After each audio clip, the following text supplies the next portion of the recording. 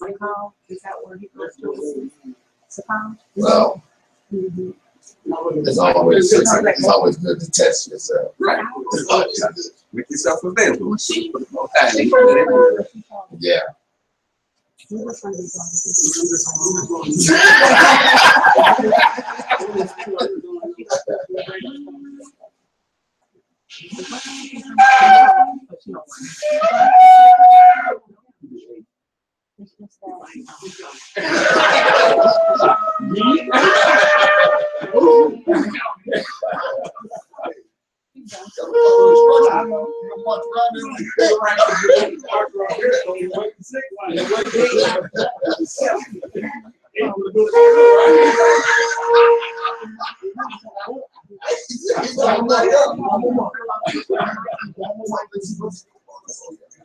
I'm like, what?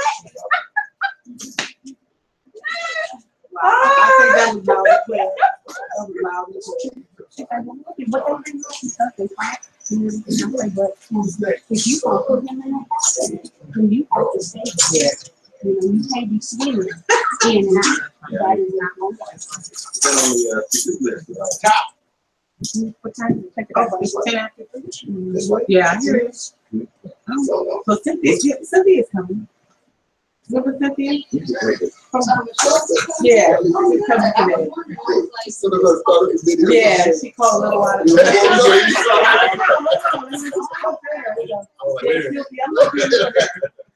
Yeah, she's coming down today. Yeah, I talked to her. Maybe I get back Tuesday. So yeah, it's doing good.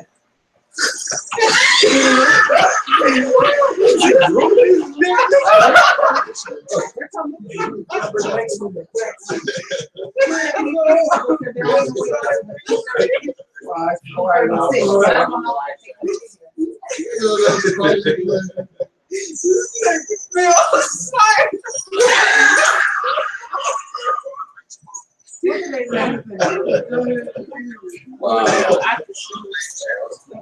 Sound like I was laying all this together.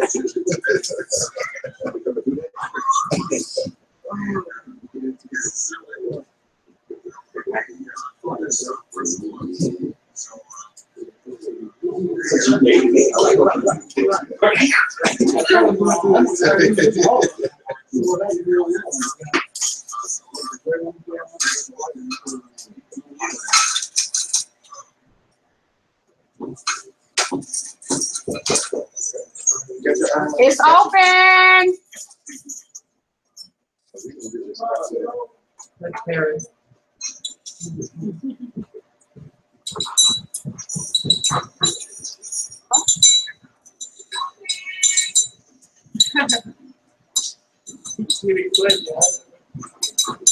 He didn't ask. Shalom. How you doing, girl? You have the oil, the oil down here. If she didn't take it with her, I would worry about it. Okay.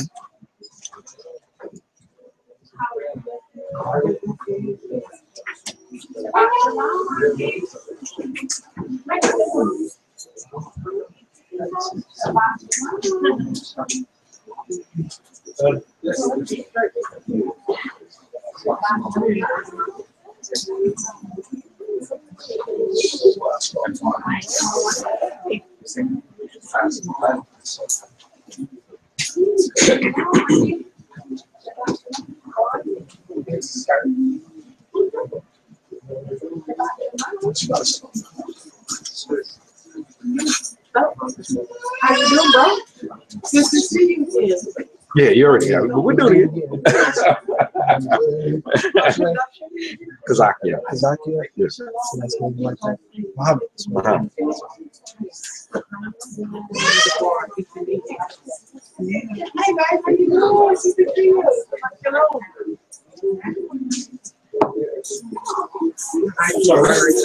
Not for real though. I'm sorry, I forgot last time.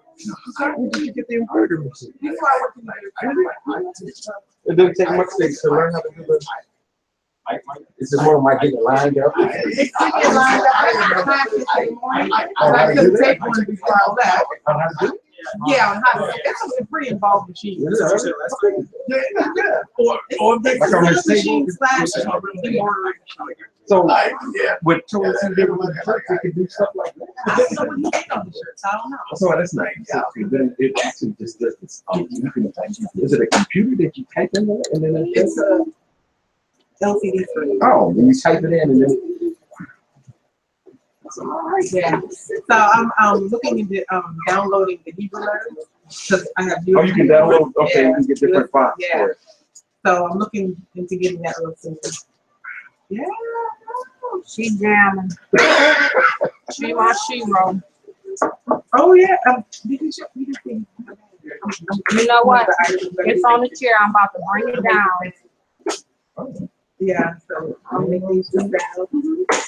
It's gonna be one of the things that I think I may be having earlier. So yeah. What you say? It's heavy. You gotta stay creative. Never ceases to amaze the talents that you put in I his know. children. It has me in Are awe. you doing it? Good to see you. I heard you rocking it. I heard you rocking it. You sharing your little table with me You today got and enough everything. space, huh? Yeah, no, I'm good. I'm good. I'm just happy you're sharing your Oh table my with me. God. Oh my goodness. We won. One body. Yeah, I heard y'all rocking it though. Hello, man. How are you?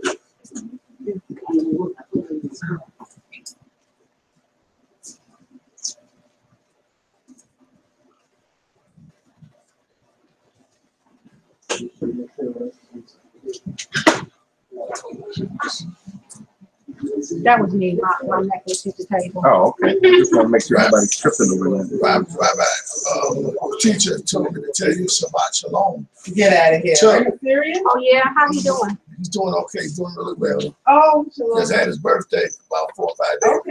Okay. He's doing okay. Hallelujah. I know Di sent out an email that somebody had passed That's good. Oh, his name. from that used to be in their That's fellowship. good. Mine has, I don't have zipper time. I'm gonna have to call. Yeah. I have his number. I'll Okay. make sure I give it to you. I'm just saying, Did it change? Because I have their number. You have their number? No, I don't think it's changed yet. It's still the same. Okay. Yeah. The name's like a little bottle. They have embroidered with it. So y'all, how you get started? Well, some single machines that are simple have embroidered. Yes, sir. You said 3 o'clock. Yes, sir. So we can probably wait to start. So, Where's Joshua? so far running away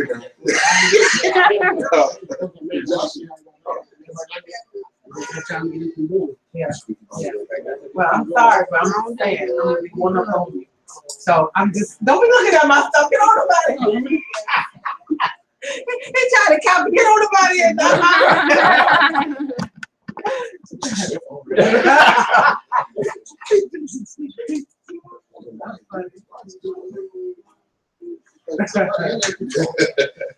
All right, I gotta go get Joshua. So if you do this, please, and get this thing started. I'm gonna run and get my bag while he's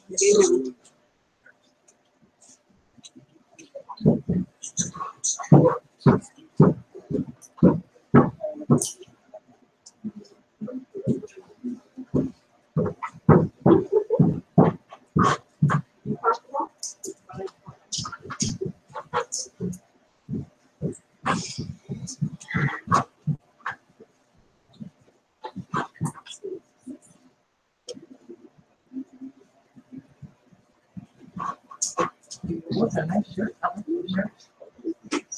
Look at that together. Yeah, I like that. Yeah, yeah, I like that. You did a good job. Yep, you did a good But job. he always does. That's what he says. Yeah, He has one that's good.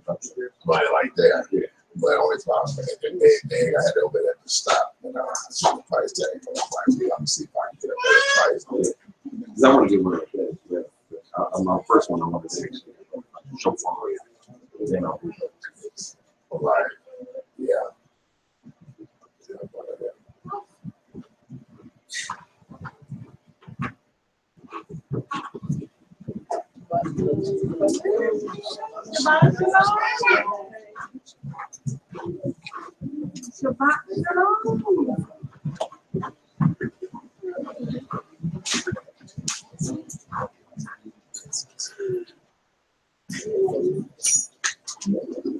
Girl, wait, look.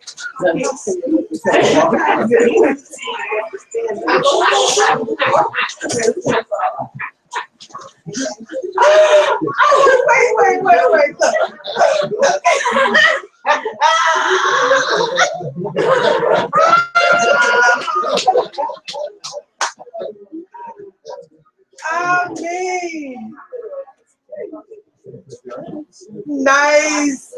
Michelle did it. You did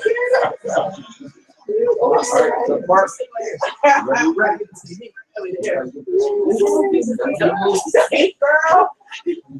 You can't understand me. You know what I'm talking about. You got to take it off. You know what I'm talking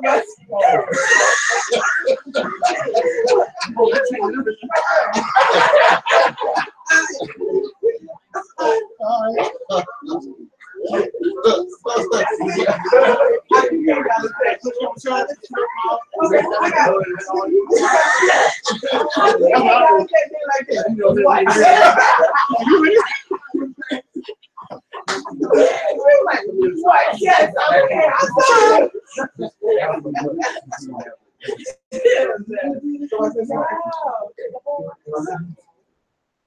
Oh, thank you.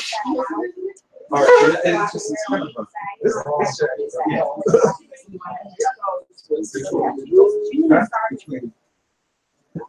Thank you. Yes, I am. Thank you.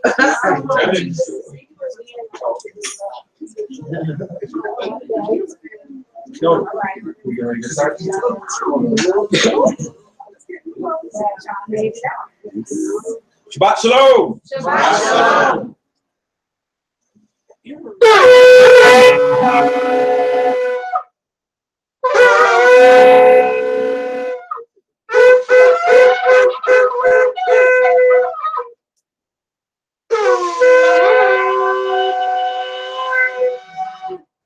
Hallelujah.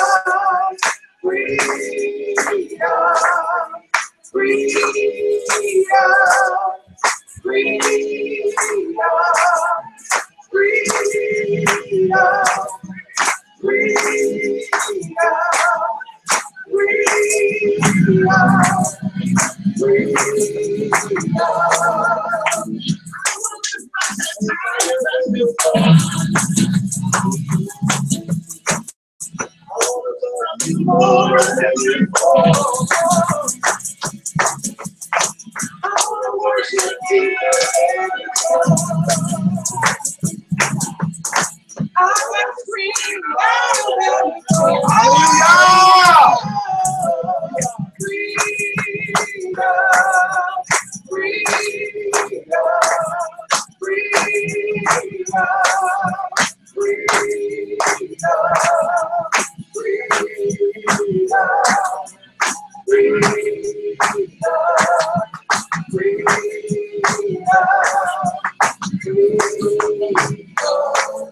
No more shackles, no more chains, no more bondage. I am free.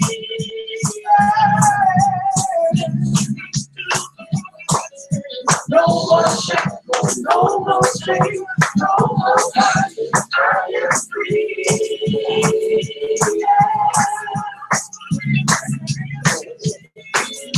No more shackles, no more chains, no more bondage. I am free.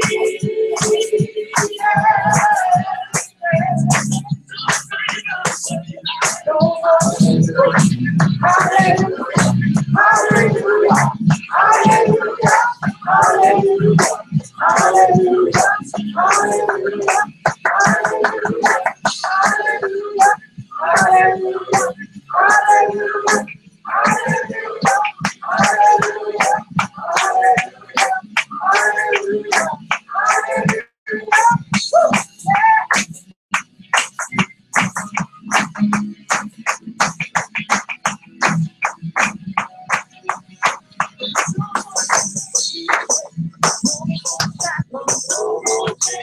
No more bondage, I am free.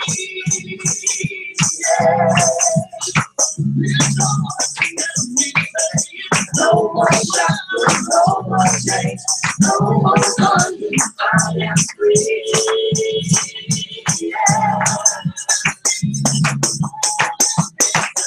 No more shackles, no more chains, no more bondage, I am free.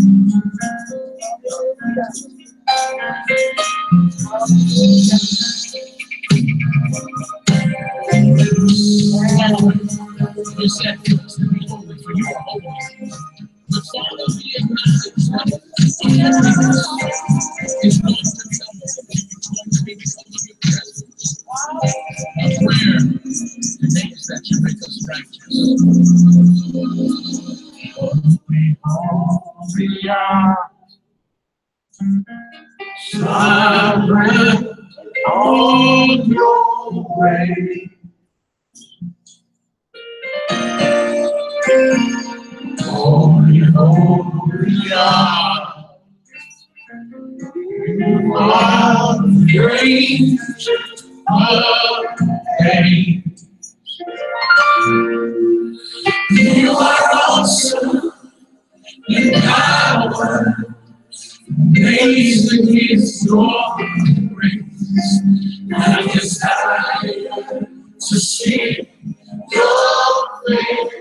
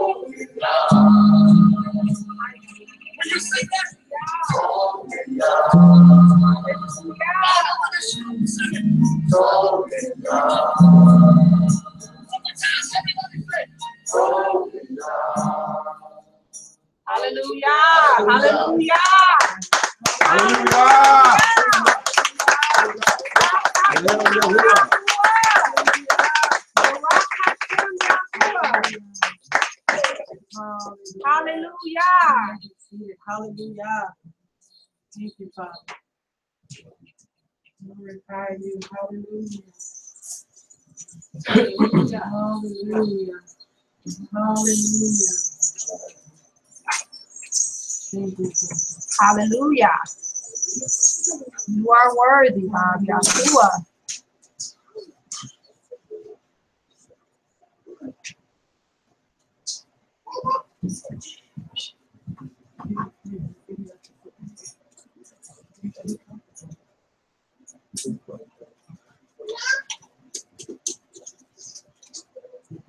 Hallelujah. It's technical difficulty.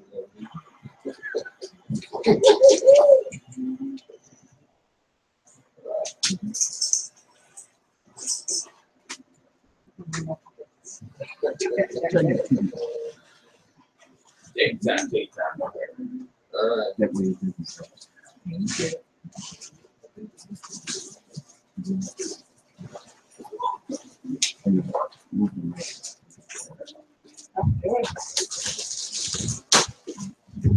So we had 3 songs. right.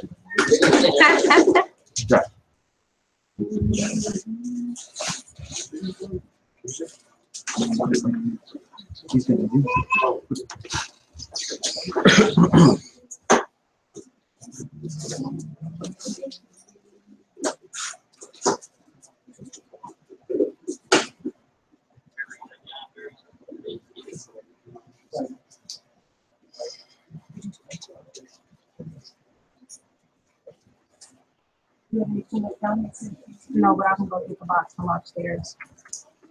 Oh, wait. I thought I had.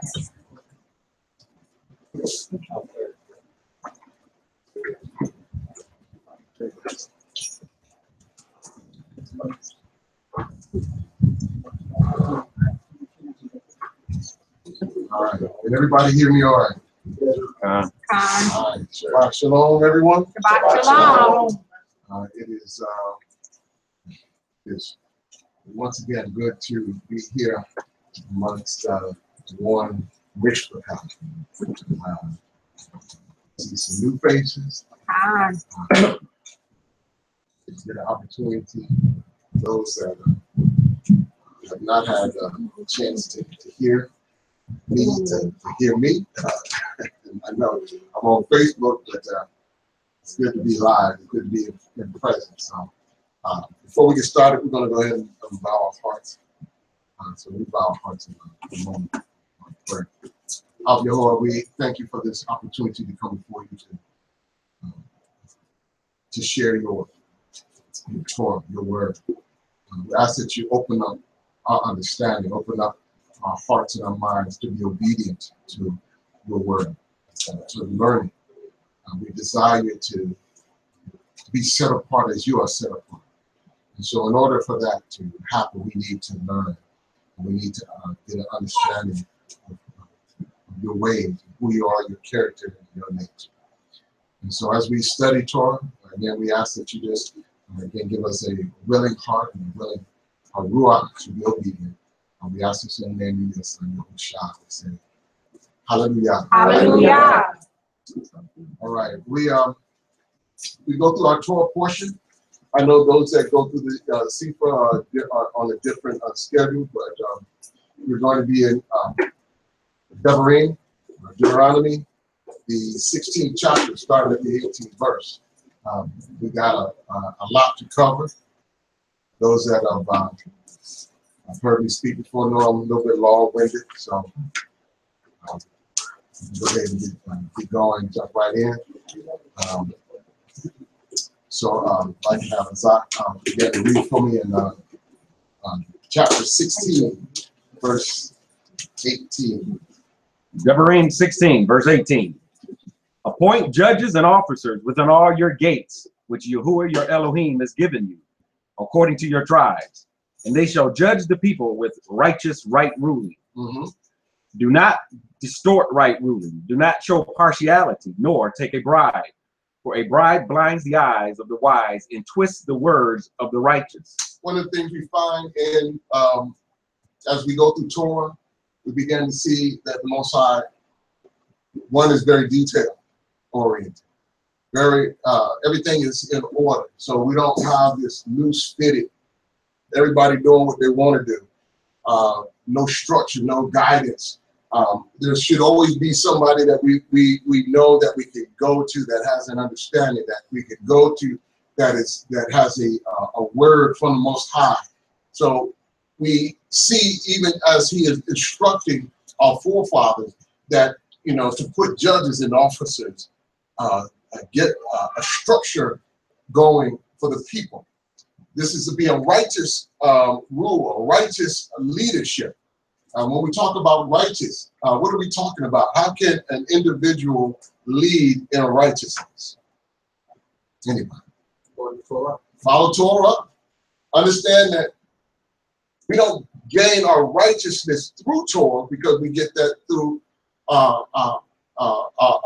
Hamashiach, but understand that Torah is righteous. It is righteousness. So when we come into faith, when we come into righteousness through Hamashiach, to live a life of righteousness is to live a life of Torah. So we don't just come into a state of righteousness and then think, because I've accepted Hamashiach, that somehow I'm going to walk this life and live this life in righteousness. If I go back to following the laws of another nation that are established on other gods, then I'm not living righteous. It doesn't make a difference how good I'm trying to live. In order for me to live a life of righteousness, I have to live Torah. There's no ifs, ands, or buts about that. When we pledge our allegiance to another nation, we're not in a righteous state. We have to, number one has to be Yahuwah our Elohim. That's where I pledge my allegiance to. That's where I'm pledging my life. This is where I'm dedicating my life to. My walk is to him. And in that, I'm living righteous. Other than that, I'm not doing that. It says, do not distort right ruling. Understand that we cannot add or take away. We cannot stretch it. We cannot distort it in any way. If he's detail-oriented, understand that when we add strange fire, we know that when we add something different, or we adding something, it doesn't make a difference where our heart is at. Because often we want to believe that if I'm trying to do good, and I'm doing something I should not, then somehow the Most High can see my heart and accept what I'm trying to do versus what I've done. That's not the way Torah works. If we need to understand what we're doing when we do what we do. When we're getting it, as we get involved, we need to understand that he is detail oriented. And so in those details, how am I to behave? In those details, how am I to go about in doing what I do? I have to be following Torah. I can't distort Torah. And so he says, show no partiality. In this nation, we learn to show partiality. That's part of the way our children play, and showing partiality. When we start in schools, we see people playing favoritism and showing partiality. When we get in the jobs, and when we see the way that the government is structured and the way that people look at each other, we see that there's partiality played out amongst all of what we do. But we have to understand that partiality goes against Torah.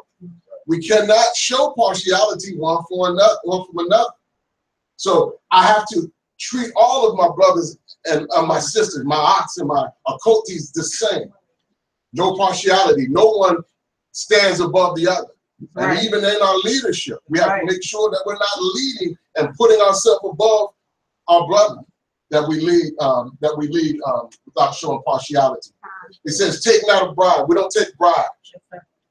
We understand that when somebody is bribing you and they're giving you things, or they're showing you favor, then we have a tendency to want to give back to that individual, or to give more to that individual. So we're not to take bribes. Understand that the bribe, even with our best hearts and our best desires, when we start taking bribes, it begins to taint our own vision, our own view of how to lead. Continue. Verse 20. Follow righteousness, righteousness alone, so that you live and inherit the land which Yahuwah your Elohim is giving you. Follow righteousness alone. Where do we establish righteousness? Torah. So if we're following Torah, and we follow that alone. We don't sit up and make stuff up. Right. We don't sit up and try to interpret and try to come up with our own ideas. You go from one denominational building to another, and the laws are going to all be different. You ask this church on this corner, what is sin, and list off some sins from it. And they'll list off some sins, and you go over to this one, and they'll list off another group of sins, and another one, and another one, and they're all just made up. Where they come from? Because if they say that the law is done away with, they're surely not getting them from Torah. So they must be making them up somehow, coming up with whatever suits their needs or whatever suits their desires. And so we sit up and look at, okay, well, y'all gonna have fellowship. What are y'all going to serve? Is the meal going to follow Torah? If the meal doesn't follow Torah, then then you're fellowshipping in sin. Because if we're starting to eat abomination, we're beginning to taint and to corrupt the very temple that the Most High has given us to protect. Continue. Verse 21. Do not plant for yourself any tree as an asterisk near the slaughter place of Yahuwah your Elohim that you make for yourself. Do not plant a tree or asterisk, a symbol of worship in that place.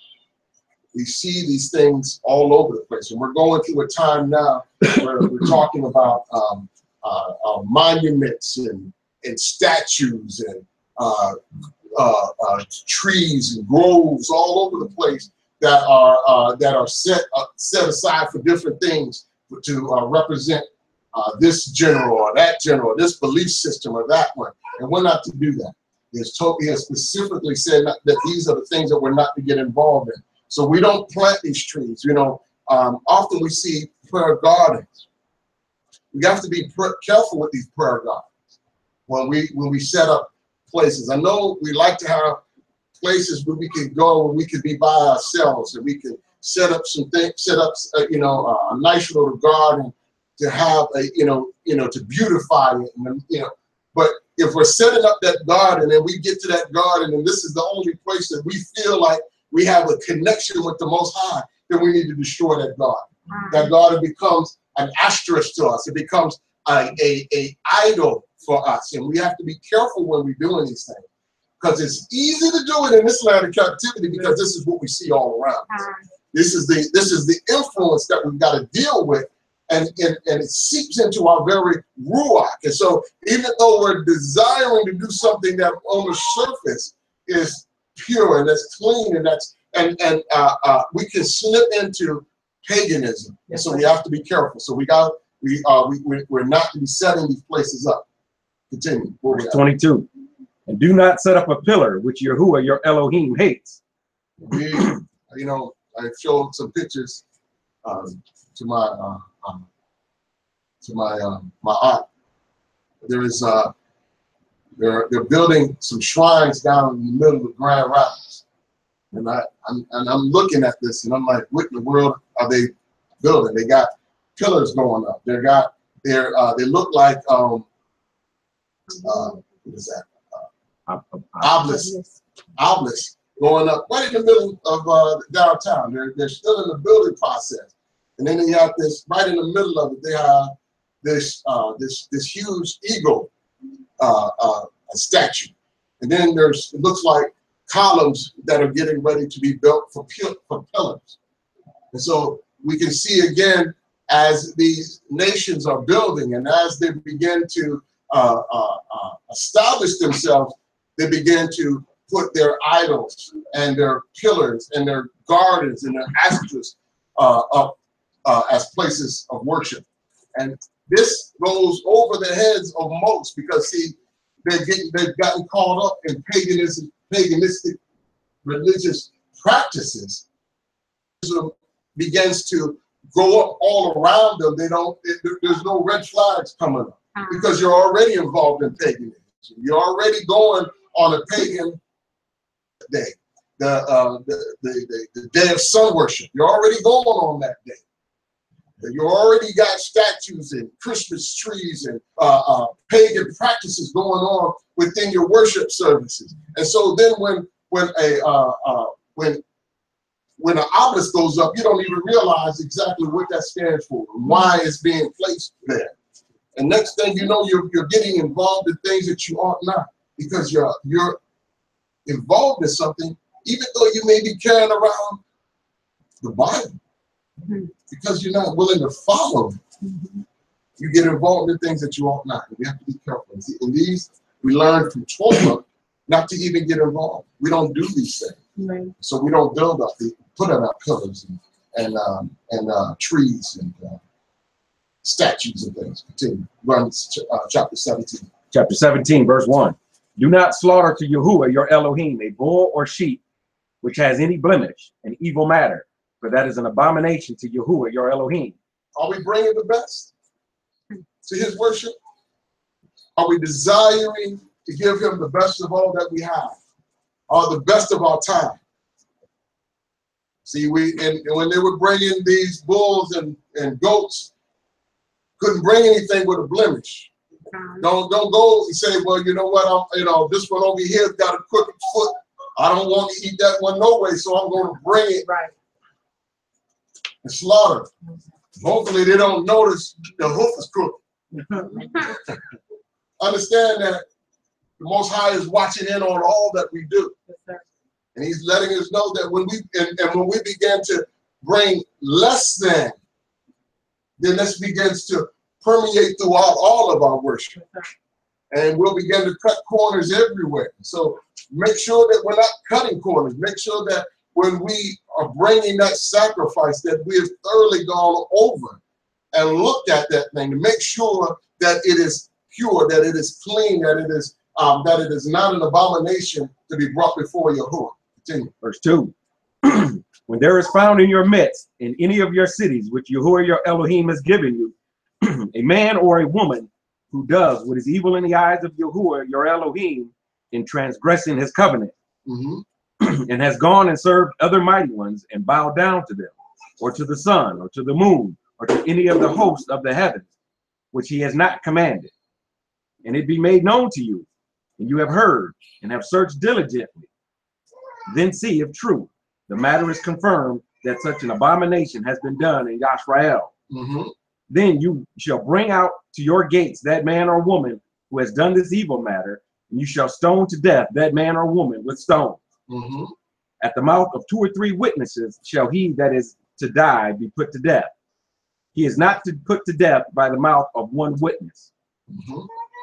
The hand of the witness shall be the first against him to put him to death, and the hand of all the people last. So you shall purge the evil from your midst. Now, how many of y'all does that sound extreme? To stone. You find somebody that wants to worship another mighty. Somebody finds out, and you have through the mouths of 2 or 3 that individuals walk into the public square and it's stoned. Now, I know even if your hand's not going down, I know that it's extreme in the minds and the hearts of many, because we don't see that in today's society, and we don't experience that that type of discipline within the nation. But you have to understand, as we're waking up and we're striving to come together as a nation, that we're not like all the other nations of the earth. I've not found in Torah where we have prisons set up. We don't put anybody in prisons and sit them and have them sit there for years and years and years upon years to be abused and to be used. But there was stoning. Some might even think that stoning is outdated, or stoning is something cruel. But understand that, there was not something, there wasn't stonings every day. Now, I've said before that in the beginning, you see somebody stone for the first time, that's gonna be a shock to the senses. But see, understand that all of Yashriel is responsible for each other. When one sins, that sin is a cancer to the whole nation. I don't care if you're on the outskirts of town. It's going to affect. It's going to affect from east to west, from north to south. When someone sins and sin is allowed to continue in Yashriel, then all are going to suffer. And so sin has to be rooted out. And so you can't allow sin to continue in there. And so when an individual has given themselves over to another mighty one, and that is found out, then that individual is stoned. Why? Because if we don't stone that individual, then the whole nation begins to suffer. Better that one individual suffer than the whole nation suffer. We are a chosen people. We are a people that are set apart. We are the Most High's portion. So we are his to use on this earth the way he chooses, and the way he sees fit. We have to represent him in the correct way every time we do whatever it is we do in our belief, in the way we eat, the way we dress, the way we marry each other, or divorcing of each other, or whatever we go through. We have to make sure that we're following Torah because we belong to him. Amen. Now, all of the other nations, according to the scripture, are given over to other rulers. Other rulers, in what way? Can anybody help me out with that? Is it rulers of men or what? Serve other mighty. They're serving other mighty. They're serving other principalities, spirits, demonic spirits. I was told that by a coachee that this is far greater than she ever imagined. To see history being played out where these nations are following the same spirit. They're doing something, and they're creating. They're following a plan that really men could not establish. How can a man establish a plan to destroy a people, and that plan keep moving through for thousands of years, building upon and building upon and building upon, to be able to accomplish what was set forth in the beginning? We can't hardly, in school, the school children play a game where one of the kids will whisper in the ear of one, and then that one will whisper in the ear of another, and then another, and by the time it gets across the room, it's a totally different thing said. Man can't do that. Right. There has to be a spirit that's doing it. There has to be ruling these nations that are causing them to follow a same set of guidelines and rules to destroy a nation, to destroy us as a nation. You would think that after years of oppression in this nation, that some group of people would arise and say this has to stop. We can't keep oppressing one group of people for hundreds of years. But we've not seen a change. The same thing that Martin Luther King was fighting for and died for in 1968 is the same thing that they're fighting for and striving for today. How is it that all of these marches and all of these people going, marching upon Washington and writing out these bills and sending letters, why is the same thing still exist? Because there's a spirit that's moving this nation.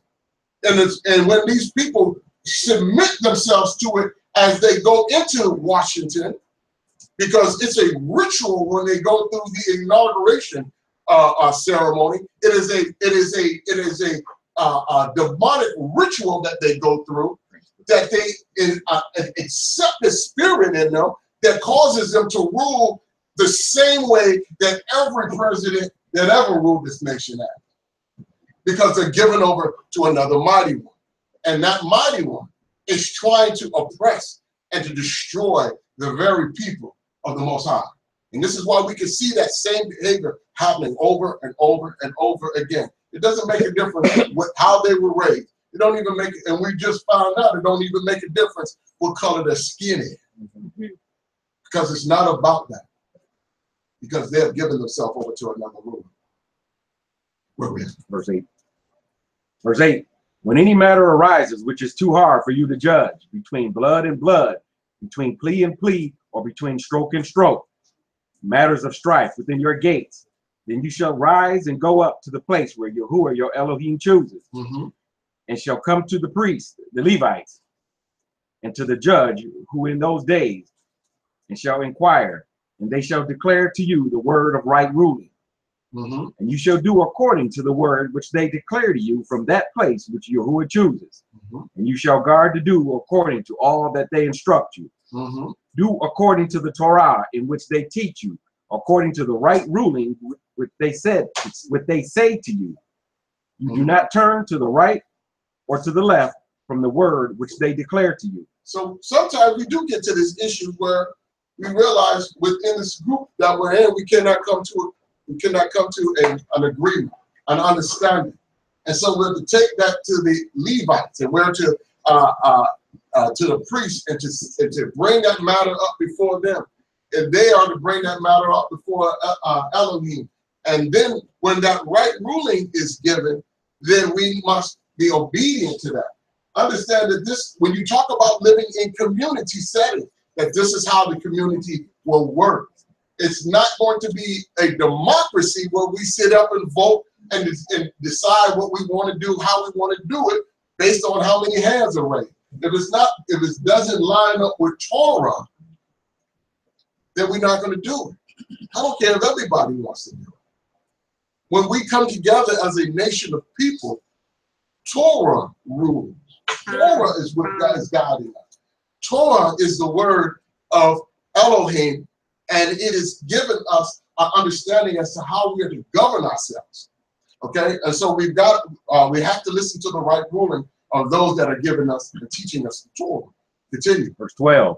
And the man who acts arrogantly, so as to not listen to the priest who stands to serve there before Yahuwah your Elohim, or to the judge, that man shall die. So you shall purge the evil from Yisrael. Now this is an evil in Yisrael. Why should he die though? Rebellion. It is rebelliousness. Okay, we understand it's rebelliousness, and it is also an abomination. So why should he die for that? Because that's the sentence. He can infect the camp. It's a disease, and if it's not rooted out, it's going to permeate through the nation, and now you're going to have an uprising, and then we're going to have dissension within the nation. And when that happens, we know that not only is one going to die, but thousands are going to die, because the Most High is not going to put up with that. We've seen the earth open up and swallow those that had dissension, that did not want to follow Torah, that wanted to go their own way. So when we find one individual that wants to rise in an arrogant way to go outside of Torah, then we understand that this is a cancerous and it's a disease within the nation, and it has to be rooted out. We have to stone that individual. This individual cannot be put out, because you would think, well, man, why can't we just kick him out of the nation? Because he's still Hebrew. Because everywhere he goes, he is going to be recognized as one of the Most High. And if he begins to speak against the Most High as being a chosen seed of the Most High, then he begins to cause the other nations to be in rebellion as well. It has to be rooted out, not only from the nation, but it has to be rooted out from the world. Continue. Verse 13. And let all the people hear and fear, and no longer do arrogantly. So you have to hear and fear. Understand that it's not going to be a pretty sight. But how often do we need to see people stoned before we start getting in our own hearts, this behavior cannot exist? In the first year, maybe you might have to stone somebody once a month. But after the first year, you're going to be like, you know, there's going to be people like, you know what? I got to make sure I'm raising my children to never carry on that behavior. Next thing you know, it's 6 months before I seen somebody stoned. Then it becomes 5 years before I see somebody stoned. Why? Because fear, not a dread, but a fear of respect and honor of who we are as a people serving the Most High. And so it has to be rooted out. And so we've got to root it out. We got to root it out. And we have to make sure that this is why it's important for us to go through Torah portions and to read to get an understanding. We don't want to enter into the kingdom of the Most High. We're not without the proper understanding of how to live Torah. Right. We don't want to enter into the kingdom of the Most High and not have the right attitude concerning Torah. We don't want to enter into the kingdom and think that somehow I can change some things, that I can write a new bill, that I can get a petition going to be able to end this or that. That doesn't happen in our nation. This is not something that has been set in motion by man. When the Most High brought us out of Mitzrayim, he called us out to establish us as a nation of people. And so he brought us to the base of the mountain to begin to teach us and to guide us. He showed us who he was. He showed us his power, his might. He showed us his ability to be able to take care of us and nurture us, even go beyond nature. So our shoes didn't even wear out. Right. Our clothes didn't wear thin. We didn't have folks running around with holes in the knees, and armpits all hanging out and everything. Why? Because our clothes didn't wear thin. Right. Our shoes wasn't. And when we were hungry, we had food. And when there was no water, where did the water come from? Right. It came out of the rock. He doesn't have to submit to his own creation. That's right. And because we belong to him, understand that we are a people that are not bound by the very creation either. And so there is no nation that can defeat us, no matter how powerful that nation is. And we see a nation now that has had 2,000 years to prepare for this final battle. This nation has stockpiled weapons, technology, and abilities that go far beyond our own understanding. They've tapped into demonic understandings to be able to build equipment. We've not even been privy to understand that it exists today. Why? To destroy the very people that are in this world. The spirit that is leading these people knows the power and the might that's in this room. And it's doing everything it can to try to survive. And it's using a nation of people to be able to accomplish that. This nation, it doesn't make sense for a nation to be so powerful that it can literally destroy all of the nations on the earth 7 times over. There's no need for that. And they're still pouring in billions of dollars. And then they take a nation of people, a warlike people, and then place them in our homeland. They place them in our homeland. Why? Because that's their special force, to make sure we don't go back there. And so they're pouring billions of dollars and share that technology with them to make sure that we don't start establishing our nation there. This nation is being deceived by spirits. And this is why we gotta separate ourselves from this nation. We see when one of us stands up to separate himself, they blackball. They don't allow him to participate. They want to make sure that everybody that sees us understands that the punishment that's going to come upon him is going to come upon you, and try to keep us all in order. But for those of us that understand who we are and understand the glory that is in it because of the Most High, understand that there is no power that's going to stop us from accomplishing all that the Most High desires for us. But we have to submit to Torah, and we're not doing it in our own ways, in our own understanding. And when we see that, we've got to uproot that and get that up out of our people. Continue. Verse 14. When you come to the land which Yahuwah your Elohim is giving you, and shall possess it and shall dwell in it, and you shall say, let me set a sovereign over me like all the nations that are around me. You shall certainly set a sovereign over you, whom Yahuwah your Elohim shall choose. Set a sovereign over you from among your brothers. You are not allowed to set a foreigner over you, who is not your brother. We are not allowed to be ruled by a foreigner. We need to understand this. We're not to be taught by foreigners. We're not to be ruled by foreigners. The Most High has placed in us His Ruach. He has given us His Torah. We are the only people that are going to do right by His Torah. So the nations have to be taught by us. The nations have to be ruled by us because they are subject to other rulers. And this is why we see that a nation, a bastard nation, that has taken our scrolls and our writings and our scripture. Why haven't they then rose to the glory that they should have, following? Because they can't stick to it.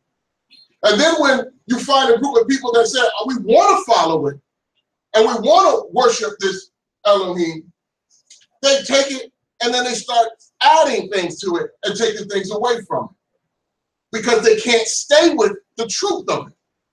And then when those that recognize that, then they start saying, well, maybe this portion is done away with. Well, see, our people are not trying to do away with it. We're trying to understand and live according to all of it. But it's another nation, those that they can't hold on, and this is why it doesn't make a difference how much schooling and education.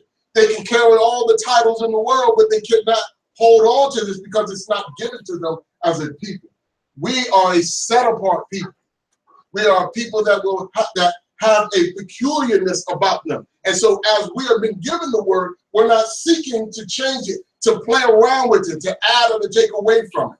But we're here and we're striving to understand all of it and all of the details of it, to live it and to apply it to our very lives, that we might be that light that the Most High desires us to be. Continue. Verse 16. Only he is not to increase horses for himself, nor cause the people to return to Mitzrayim to increase horses. We're not to do horses. Horses represent military might and military power. This is not where we. This is not how we establish ourselves on the earth by military might. The Most High is going to give us that ability.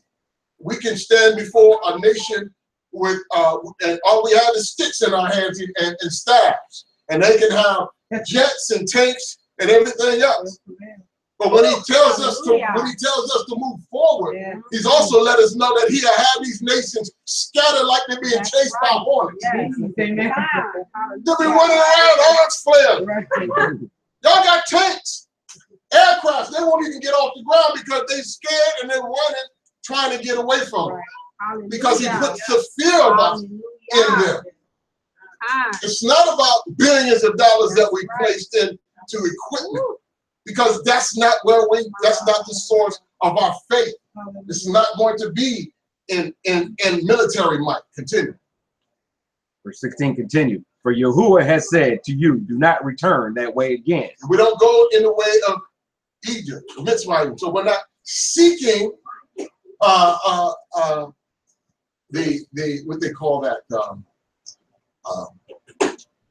their wisdom, or their we're not seeking, we're not trying to follow after Egyptology and Egyptian wisdom teachings and guidance and all this stuff. Many want to go back there. I've even met those that have been waking up out of the Christian church, realizing that so much deception has been taught to them. But then when they come out, they're starting to pick up other stuff that they ought not pick up. Because now they want to start reading Egyptology. And we can't go to Egypt. We cannot go back to Egypt. This is what we were delivered from. And so what we need to be doing is to focus into Torah. We can leave all the other stuff alone. I don't need to debate that. I don't need to get into understanding all the nuances of Egyptology. I don't need to know all of the nuances of all of the religions around me. This is all I need to know. this is all I will stand on. And this will give me the ability to persevere to the end as I've been instructed. Continue. Verse 17. And he is not to increase wives for himself, lest his heart turn away, nor is he to greatly increase silver and gold for himself. Increasing wives, and Allah speaks even to this day that we're in. All of us have got doubts, and we're going to get into this a little bit more later. But all of us have been doubted, and when we start increasing upon us the very one thing that we can't even control, the one, we're struggling with the one, and then we want 2, 3, and 4. I mean, before we know it, we're all over the place because we can't. We've been damaged so much, we're not even running our own homes the way we should. Understanding our wives don't even have a good perspective of what true leadership in the house is supposed to be, because we begin to waver all over the place. And so we have to understand that increasing wives is not increasing your strength, your ability, and or accomplishing anything that really you think you're going to accomplish. We need to first focus on what He's given. He's given us a help me. And then with that help me, and again, and I'm not one to preach against polygamy, because it's in the scriptures, and we'll go over that scripture today. But we can't teach against Torah. But what we can understand is what we're capable of accomplishing and doing. And Torah doesn't instruct us to have more than one. And so if He doesn't instruct me to have more than one, then I need to focus on the one that I have to honor and to glorify the Most High in representing Him to the best of my ability. And so we're not to increase. Our kings we're told not to increase in wives. Often they were increasing in wives that were from other nations. And if you're increasing from a wife from another nation, she's going to struggle with leaving her mighty ones where they belong. And so we got to make sure that we're not heaping a lot of hot coals upon our own heads. Continue. Verse 18. And it shall be, when he sits on the throne of his reign, that he shall write for himself a copy of this Torah in a book. He's to write for himself a copy of the Torah. I don't know of any of the kids. I don't know. You can help me out if I'm wrong. Have we read where any of the kings wrote for themselves a copy of the Torah? Anybody ever gone over there where it's been shown in scripture where they accomplished that? But this was something that they were supposed to do. Write for themselves a copy of the Torah. To take the 5 books of Moshe, write them in their own hand. Not dictate, but to write for themselves a copy of the Torah. Continue. From the one before the priest, the Levites. And it shall be with him, and he shall read it all the days of his life. Listen to what he gonna read. You write it out, and you read it. And this is going to instruct you and guide you throughout your reign. Continue. So that he learns to fear Yahuwah his Elohim and guard all the words of this Torah and these laws and do them. I mean, many of us struggle with reading Torah, let alone writing. And you know, as heads of our homes, all of us as Aleph should be well versed with Torah, so that we can adequately lead our home. We're not leading a nation, so I'm not even going to suggest that you write out your own Torah. But I will suggest that you read your Torah and that you gain an understanding of your Torah, and that so that you're able to raise your children in Torah, and that you're able to lead your Isha in Torah. Continue. Verse 20. So that his heart is not lifted up above his brothers, and so as not to turn aside from the command, right or left, so that he prolongs his days in his reign, he and his children in the midst of Yashrael. 18.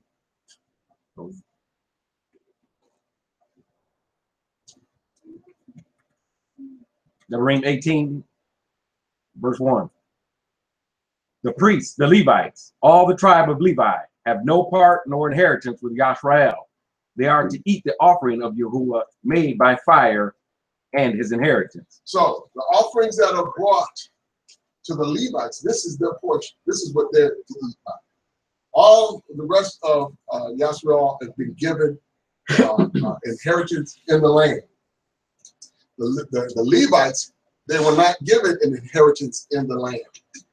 But what they were given was the firstborn and the first portion that is brought unto that place of the Most High's choosing. They were to eat of that, and so this is their portion. So they're not to do without. Just because they didn't have an inheritance in the land didn't mean that they were going to suffer, or that they were going to do without, or that they weren't going to enjoy the fat of the land, or the resources of that land, because it was the Most High made sure that they were going to be taken care of. So as these sacrifices are coming, this is and making sure that these are the best of all of Yashrael. The best is to be brought, and to be brought and slaughtered, and they were to eat of that. Continue. Verse 2. But among his brothers, Levi has no inheritance. Yahuwah is his inheritance, as he has spoken to him. And this is the priest's right from the people, from those who slaughter a slaughtering, whether it is bull or sheep. They shall give to the priest the shoulder and the 2 cheeks and the stomach, the first fruits of your grain and your new wine and your oil, and the first of the fleece of your sheep you give to him. So he even got the new wine. we got, you know, we try to perfect our wine making, you know, and we got some of our homemade wine with us today. Can't say it's a new wine. It's actually one of it's more like juice than anything else. For whatever reason, blueberry, we have perfected how to do blueberry wine. We didn't bring blueberry. It wasn't blueberry? No. Oh, we got that pomegranate. So Pomegranate cranberry. pomegranate cranberry. Oh, that's the good. That's good stuff. That's the new one. That's the new one. Y'all getting that Levi choir.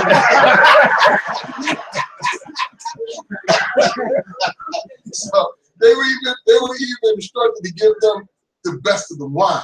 You know why? Because again, they don't have the resources that you have, because their inheritance was not going to be in that land, but their portion was that of the Most High, and what was brought to him, the Levite priests were to partake of that. Verse 5.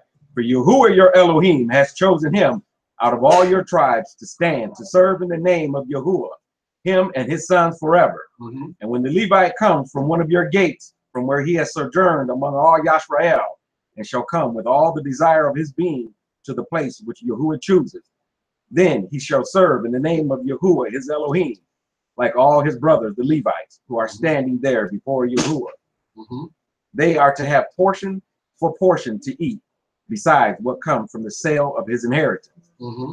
When you come into the land which Yahuwah your Elohim is giving you, do not learn to do according to the abominations of those nations. This is why we don't need to be trying to figure out and to dive in deep as to what these nations are doing, how they go about it, religious practices. Now, and I only speak to the masses. I know that there are many of us that have specific callings in our life, and in those callings where we are called to get to mingle or with in areas that most of us are not even strong enough to deal with. All of us don't debone information very well. Some of us, we get too much information and we can get confused. We're getting information from this group over here, and this group over here, and this religious belief system, and that religious belief system. The next thing you know, we're all over the place. We're not sure what to believe. Understand that Torah is what is the foundation. We don't need anything other than Torah. There's nothing other. There's nothing else more important than Torah and understanding. If you know nothing else in this world, if you know Torah, then you know more than all the world knows. So understand that this is our foundation. We don't need all of this other stuff. Now, for those that have been instructed to learn certain things because they've got to deal with certain people, then we leave that to that calling and to that individual. But for the rest of us, we need to make sure that that we're not trying to learn and to understand and to find out all of the different practices and religious systems of the nations. Continue. Verse 10. Let no one be found among you who makes his son or his daughter pass through the fire, or one who practices divination, or a user of magic, or one who interprets omens, or a sorcerer. We see this stuff going on in our nation right now. We're in a land of our captivity, and we're finding that we have oxen and coatis all over the place, believing in all kinds of stuff, practicing all kinds of things that they ought not practice. I was just yesterday just thumbing through Facebook, and the sister was on there talking about she feels all of the energy coming from the moon and the eclipse and how her spirit connects with the moon and all. I mean, and I'm like, you know what? This is crazy stuff. This is stuff we're told not to get involved in. Things that we're not supposed to be doing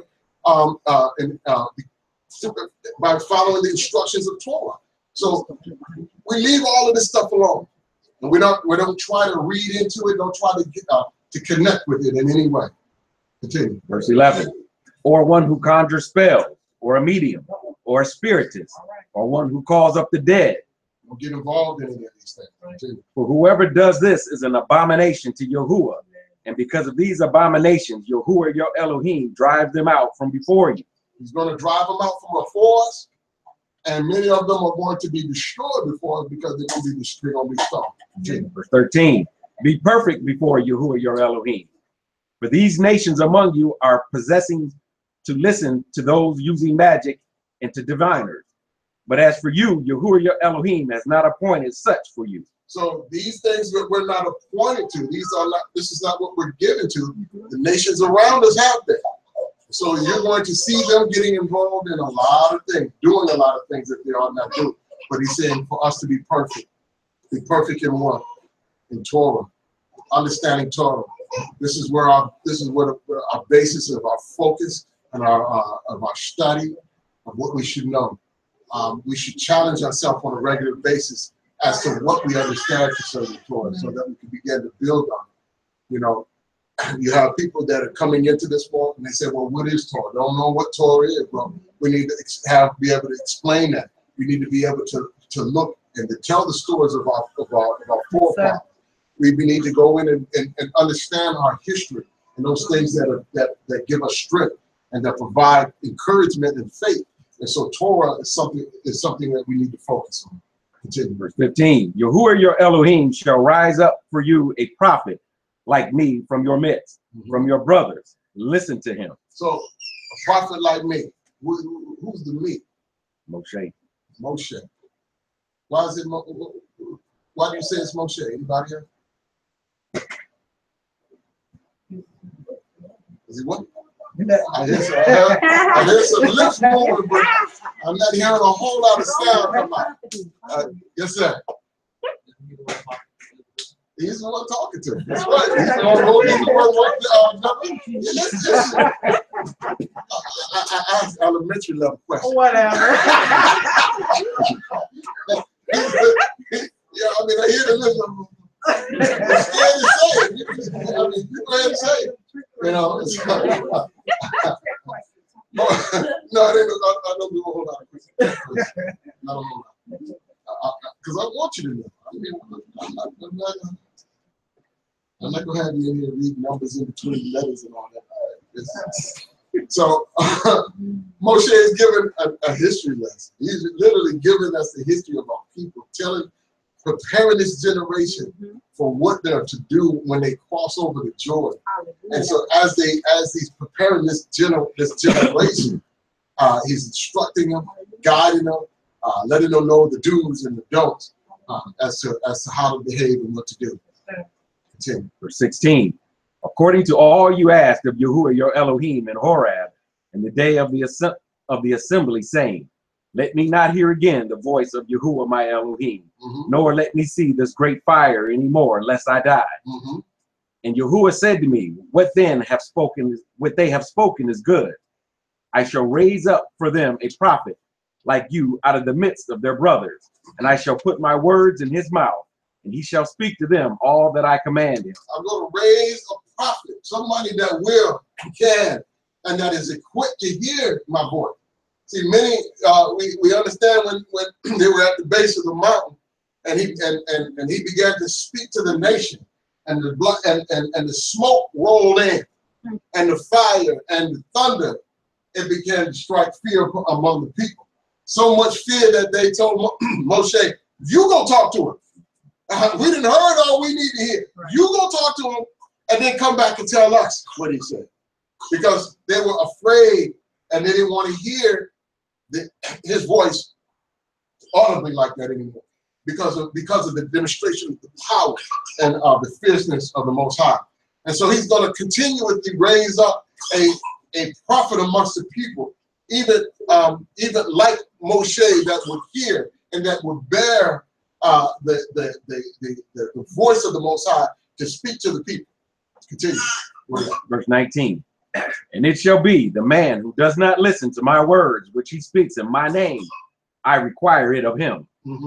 But the prophet who presumes to speak a word in my name, which I have not commanded him to speak, or who speaks in the name of other mighty ones, even that prophet shall die. And when you say in your heart, how do we know the word which Yahuwah has not spoken? When the prophet speaks in the name of Yahuwah, and the word is not, or comes not, that is the word which Yahuwah has not spoken. The prophet has spoken it presumptuously. Do not be afraid of him. So we don't have to be afraid of the prophet that is not hearing correctly, because he doesn't have any power. I understand that no spirit has power over our nation. It has no sway over our nation. We are people that are not possessed by spirits. Why? Because we are the Most High portion.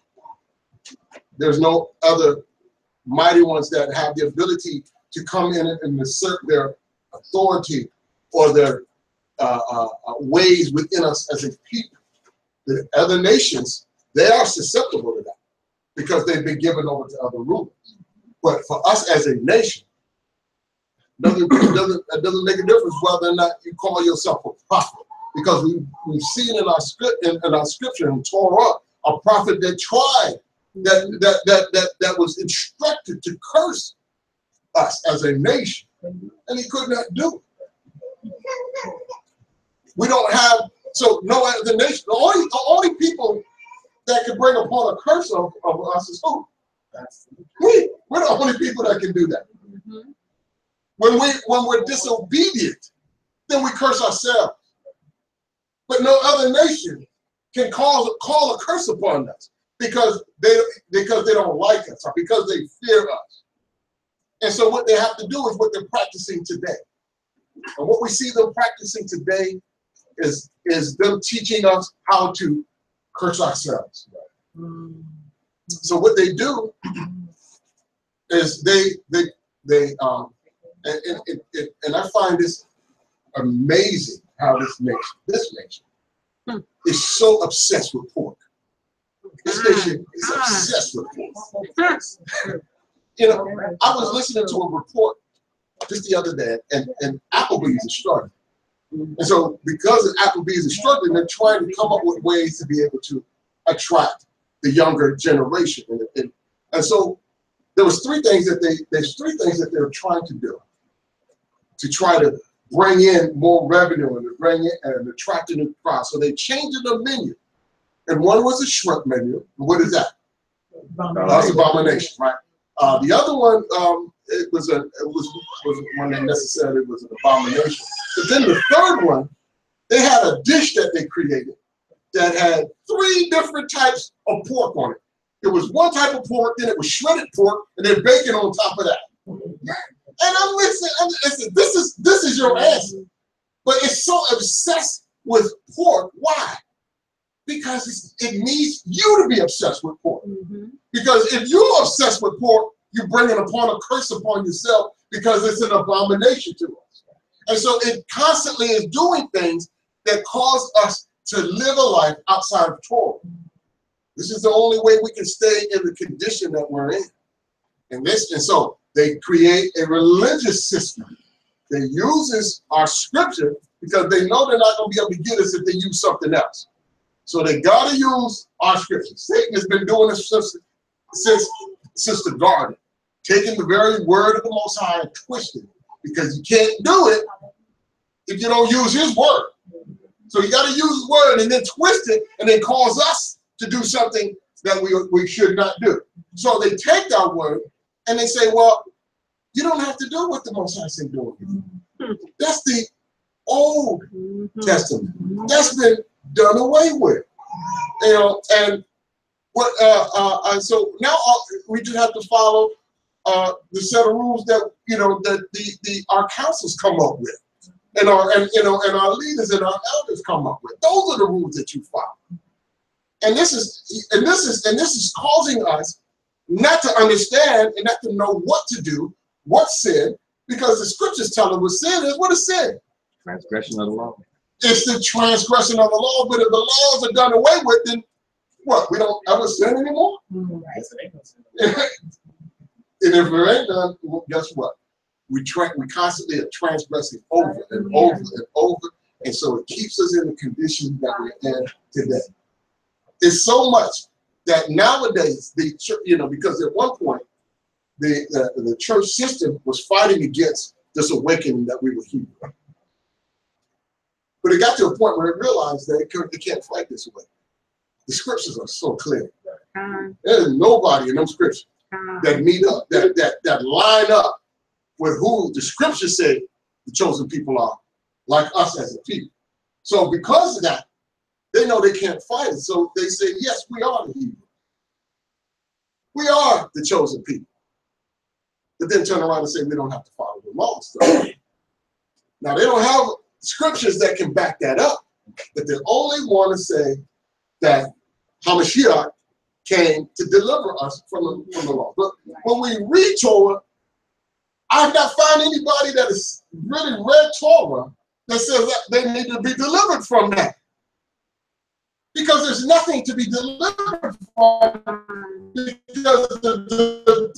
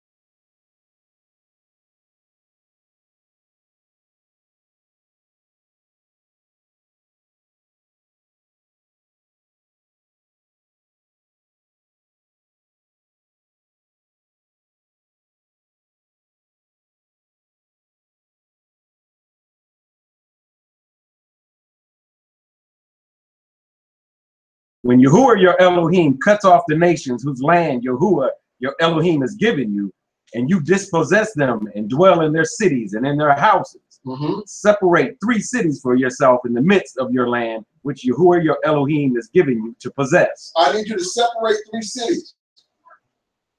Land and dispossess this, you take over these nations, and you're now possessing the land.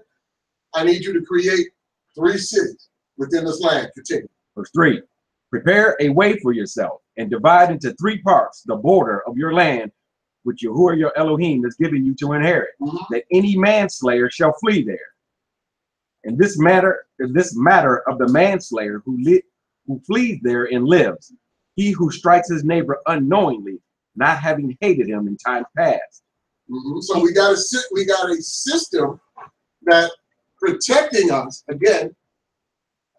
That is looking into our needs in the very nature of us living together. Accidents happen. Okay, so when an accident happens, an individual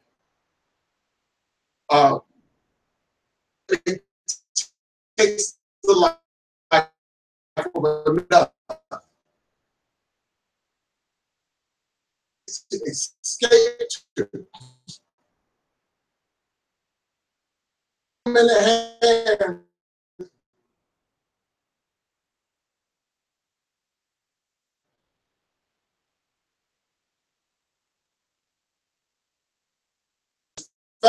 Family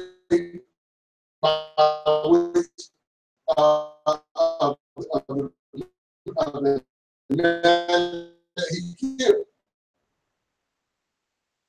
He kills this individual. And it has to be shown walk with his brother. Yeah, I can't just be constantly be getting after me, talking about me and set apart. Why y'all got to be arguing all the time? And I got to be pushing on each other. You can see that we got an issue between, set apart running, trying to get to safety because in the back foot.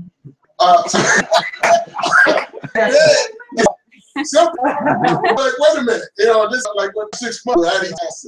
He came to the runway. That's what we deal with each other immediately, so that it's not when somebody ends up dead somewhere. Okay, so we don't. If it's been shown that we've not had an issue, we've been out in the field working together. Somebody ends up dead, then that brother can run to a place of safety, and we cannot take his life. Continue. Verse 5. Even he who goes to the forest with his neighbor to cut timber, and his hand swings a stroke with the axe to cut down the tree, and the head slips from the handle and strikes his neighbor so that he dies. Let him flee to one of these cities and live. Cities of refuge. Lest the avenger of blood, while his displeasure is hot, pursue the manslayer and overtake him. Because the way is long and shall strike his being, though he was not worthy of death, since he had not hated him before. So we need to make sure that these places are close enough that people from the surrounding cities can get there. He shouldn't have to be traveling 6 months because he can get, got brothers that a brother got, brothers, put a posse together and he chased the set apart up. He'd be like, he got 6 months. If we stay up all day and all night, we can catch up to him. He didn't have a 2 week, he didn't have a 2 week head start. As long as we can catch it in 6 months. So no, we need to make sure that city of refuge is close enough that it's set apart to get there.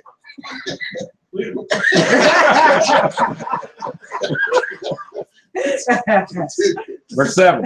Therefore I am commanding you, saying, separate 3 cities for yourself. And if Yahuwah, your Elohim, enlarges your border, as he swore to your fathers, and has given you the land which he promised to give to your fathers, when you guard all his command to do it, which I am commanding you today, to love Yahuwah, your Elohim, and to walk in his ways all the days, then you shall add 3 more cities for yourself besides these 3. So as the territory expands, continuously add these places so that the innocents can get there. These places of refuge. Continue. Verse 10. So that innocent blood is not shed in the midst of your land, which Yahuwah your Elohim is giving you as an inheritance, or blood guilt shall be upon you. So we don't want innocence shed on our land, nor do we want to allow evil to exist in the land. So we've got to protect. We got to provide to make sure neither one exists. So we don't have innocent blood being shed, nor do we have evil being living consistently within the land. Verse 11. But when anyone hates his neighbor and shall lie in wait for him and rise against him and strike his being so that he dies, then he shall flee to one of these cities, and the elders of his city shall send and bring him from there, and give him into the hand of the revenger of blood, and he shall die. So if an individual, he escapes to the city of refuge, he knows, and the elders of the city that he lived in knows that he has had a walk with that brother, knows that they've been fighting and bickering.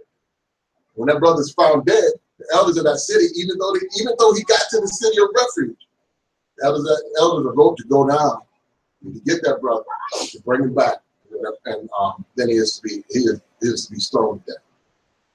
Continue. 13. Your eyes shall not pardon him, but you shall purge the blood of innocent blood from Yisrael, so that it might be well with you. Your eyes shall not pardon. Understand that no matter whom the individual is, if this individual is doing evil within the nation, I don't care if it's husband, wife, daughter, or son.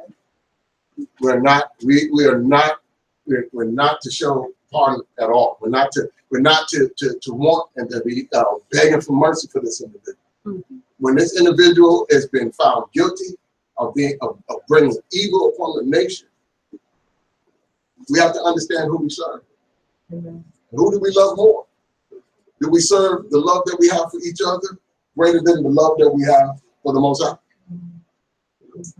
Okay, and we've got to come to grips with this. We got to deal with this. And I often say, when we deal with all of this before the day happens. When you come together as a union of one, you have to ask yourself, as you recognize the love that I have for this individual. If this individual, is the love that I have for this individual greater than the love that I have for the Most High? And if the answer is that right now I can't find myself loving the Most High as much as I love Him, then we need to get on our knees and begin to pray and seek Him out to understand that my love for for my spouse has to come second to the Most High.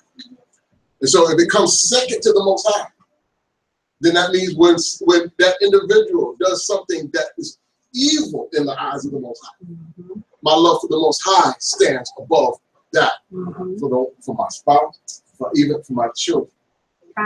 Okay. 14. Do not remove your neighbor's boundary, which those in the past have set, in your inheritance which you inherit in the land that Yahuwah your Elohim is giving you to possess. I don't need to be saved from that. We're not to be. If I got 10 acres, after 6 months of me living there, I still have 10 acres. I shouldn't find that every 6 months I'm 2 acres short because somebody keeps moving my boundaries. So we're not to be moving the boundaries. We're not to be. We're to make sure that we're respecting each other's territory and where they live at. Continue. Verse 15.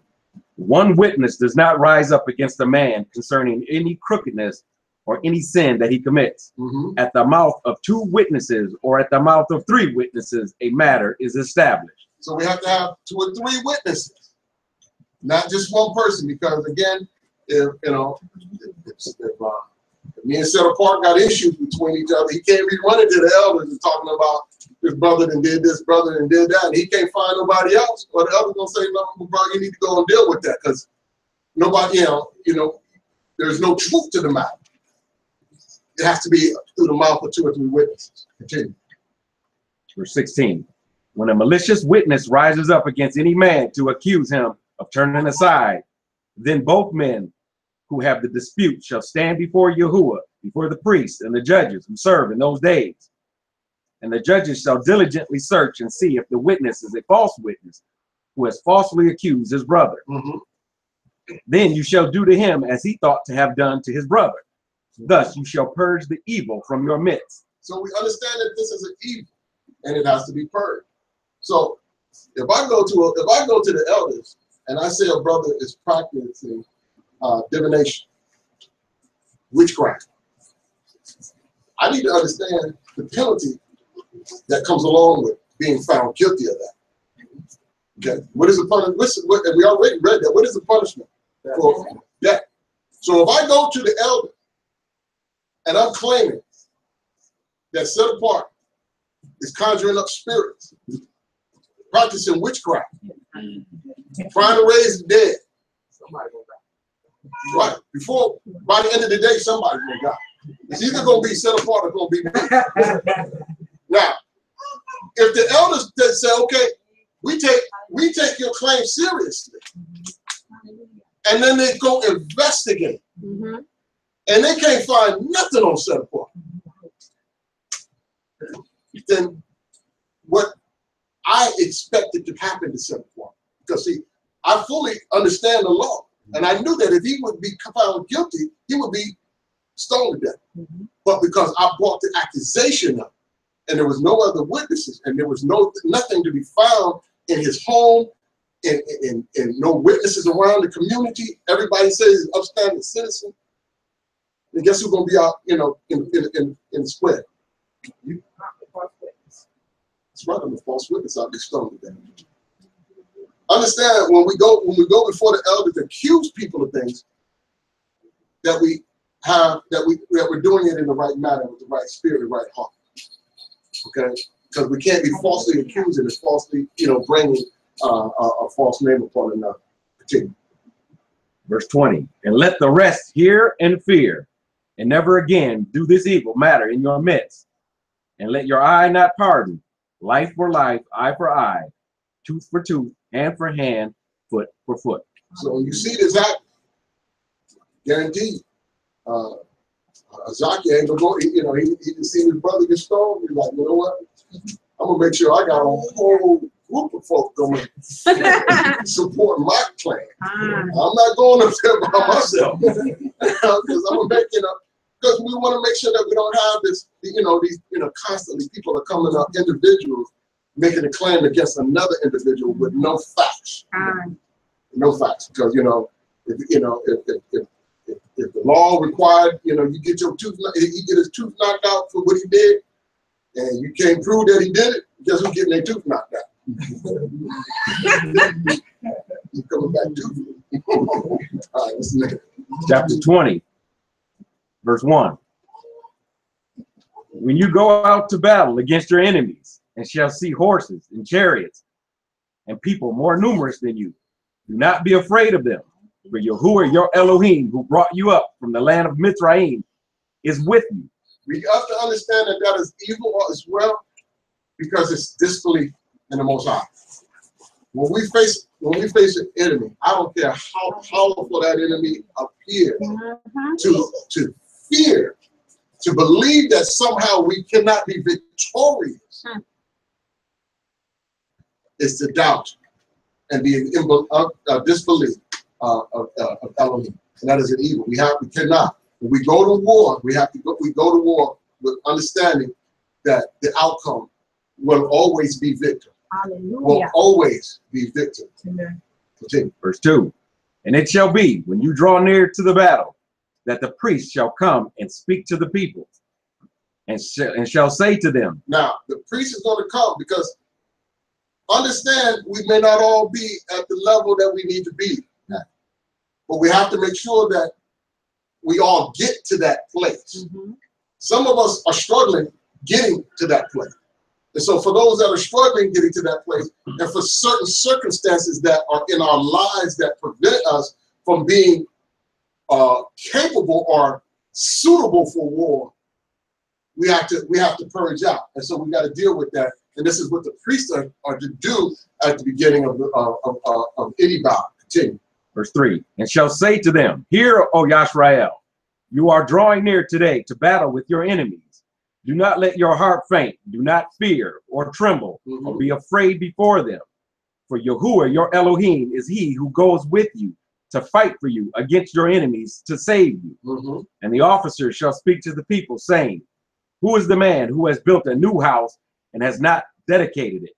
Let him go and return to his house, lest he die in the battle and another man dedicate it. So you built a new house, you didn't have to go to war. Because again, Torah is providing an opportunity for you to enjoy those things that you have built, and that you're doing to provide for your family. Continue. Verse 6. And who is the man who has planted a vineyard and has not begun to use it? Let him also go and return to his house, lest he die in the battle and another man should begin to use it. And who is the man who is engaged to a woman and has not taken her? Let him go and return to his house, lest he die in the battle and another man take her. And the officer shall speak further to the people and say, Who is the man who is afraid and tender of heart? Let him go and return to his house, lest the heart of his brothers faint like his heart. So we got to make sure that these people that are fearing, first of all, those that fall into certain categories, the Most High is looking out for you, to make sure that you're able to enjoy the fruit of your labor, that you enjoy the opportunity to have that relation to bring seed on the earth. But for those that are feared, we're told we're not to fear. But if you're tender of heart, we need to make sure that you get off the field as well. Why? Because we don't want this fear to start permeating through the rest of the men on the field. Because as this brother is expecting this brother to stand next to him to have his back and to keep him encouraged, if he's cowering in fear. And then I began to give into the same fear. Then the next man, before you know it, we have a whole flank of the army that is failing for fear. And so we need to uproot this before the Bible even begins. Continue. Verse 9. And it shall be when the officers have finished speaking to the people that they shall appoint commanders of the divisions to lead the people. When you draw near to a city to fight against it, then you shall make a call for peace to it. And it shall be that if it accepts your call for peace and shall open to you, then all the people found in it are to be your compulsory labor and serve you. So that the nations that we go to war, we give them an opportunity. Now, there's a difference. The Most High does make a difference between certain nations, because certain nations we'll find are under a ban. And when they're under a ban, then all of them are to be killed. Everything that breathes is to be killed. And there's reasons behind that. We have to understand that we're not to sit up and try to play games with them. If he says that this nation is under the ban, then that's where we need to treat this nation as a ban. If it's not under the ban, then we give them an opportunity to surrender. And you know, and if they surrender, then they come and they're compulsory labor. They begin to work on your land, begin to work for those of the nation of Yashriel. Continue. Verse 12. But if it does not make peace with you and shall fight against you, then you shall besiege it. And Yahuwah your Elohim shall give it into your hands, and you shall strike every male in it with the edge of the sword. Only the women, and the little ones, and the livestock, and all that is in the city, all its spoil. Now, why would we leave them alive? They're not under the ban. Because this is just another nation outside of the nation that we were dispossessing in the land of Canaan. So this is not how we treat every nation. We have to understand that we don't go in utterly destroying every nation. And this is not what the instructions of our forefathers were given. If we were to battle a nation, then we understand that when we go to battle with this nation, that the men would be killed with sword. Those that are in battle would be killed with sword. But the women and the children and the livestock, they were not. We were not to go in and destroy them. Continue. All its spoil you take as plunder for yourself, and you shall eat. And you shall eat the enemy's plunder, which Yahuwah your Elohim gives you. Do so to all the cities which are very far from you, which are not of the cities of these nations. Only of the cities of these people, which Yahuwah your Elohim gives you as an inheritance, you do not keep alive any that breathes. Now, why was that? I understand it was under a ban. But why did he specifically point out these nations? He said he's not going to drive them. He don't going to drive them out little by little. You make a league with them, start getting cozied up with them, and you're going to start taking on their manners and habits. They're your neighbor. So you getting cozy with your neighbor, you might start thinking that what they that's kind of nice. Let me incorporate that here in my house. So the vicinity and the likelihood of you going forward. Vicinity, likelihood of being influenced by them is one, but there's a greater one than that. I think that they would rise up against us. And well, they were going to do that in the first place. They were all in fear, and they knew we were coming in. Their sin reached their head. Yes, that's right. Their sin had reached heaven. They were such a sinful nation that these nations were being brought under judgment, and and the judgment was to be carried out through the hand of Yashriel. And this is why we were going in. And so as we dispossessing these nations, we're destroying everything. Men, women, children, and livestock. Why livestock? They were perverted. They were perverting the livestock as well. When animals are participating in perversion, these are behaviors that they're learning, and even spirits that they're taking on. Can anybody tell me a scenario in the scriptures that animals had to be destroyed because of perversion. Flood was one. There was one in the New Testament. The pigs. The pigs. Pigs, absolutely.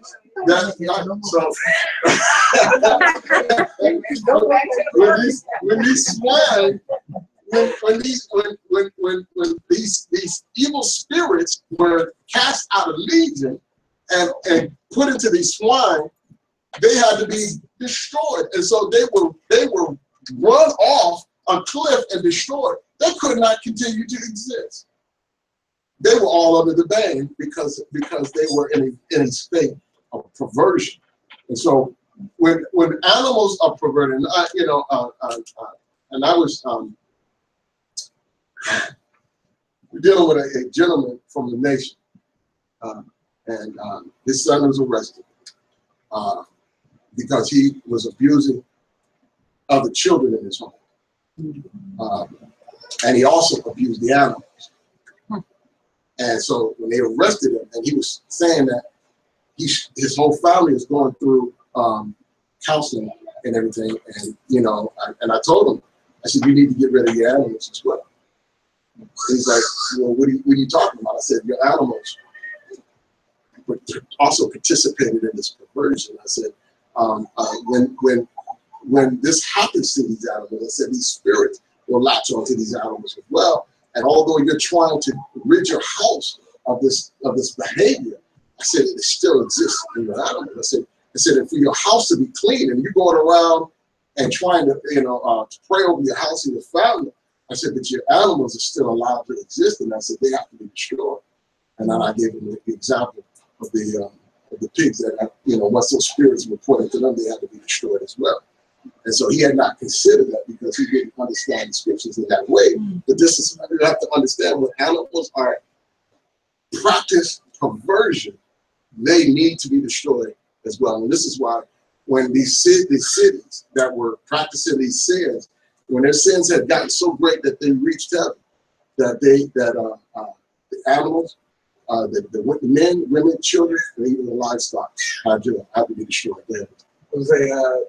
That's Leviticus 18:27. For all these abominations have the men of the land done, which were before you, and the land is defiled.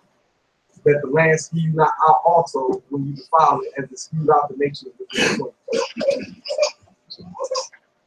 So as we go into these nations, it has to be purged of this evil, because if it's not, then it could cause us to sin and cause us to be spewed out of the land as well, which we found that because we did not do all that, it indeed spewed us out, and that's why we're where we're at today, is because we did not do as we were instructed to do. Continue. Verse 17. But you shall certainly put them under the ban, the Hittite and the Amorite and the Canaanite and the Perizzite and the Hittite and the Jebusite, as Yahuwah your Elohim has commanded you, lest they teach you according to all their abominations which they have done for their mighty ones, and you sin against Yahuwah your Elohim. When you besiege a city for a long time by fighting against it to take it, you do not destroy its trees by wielding an axe against them. If you do eat of them, do not cut them down. For is the tree of the field a man to be besieged by you? So we're not trying to destroy the whole land. So I mean, we're besieging a nation. They got big walls, and we're trying to starve them out. So we're there.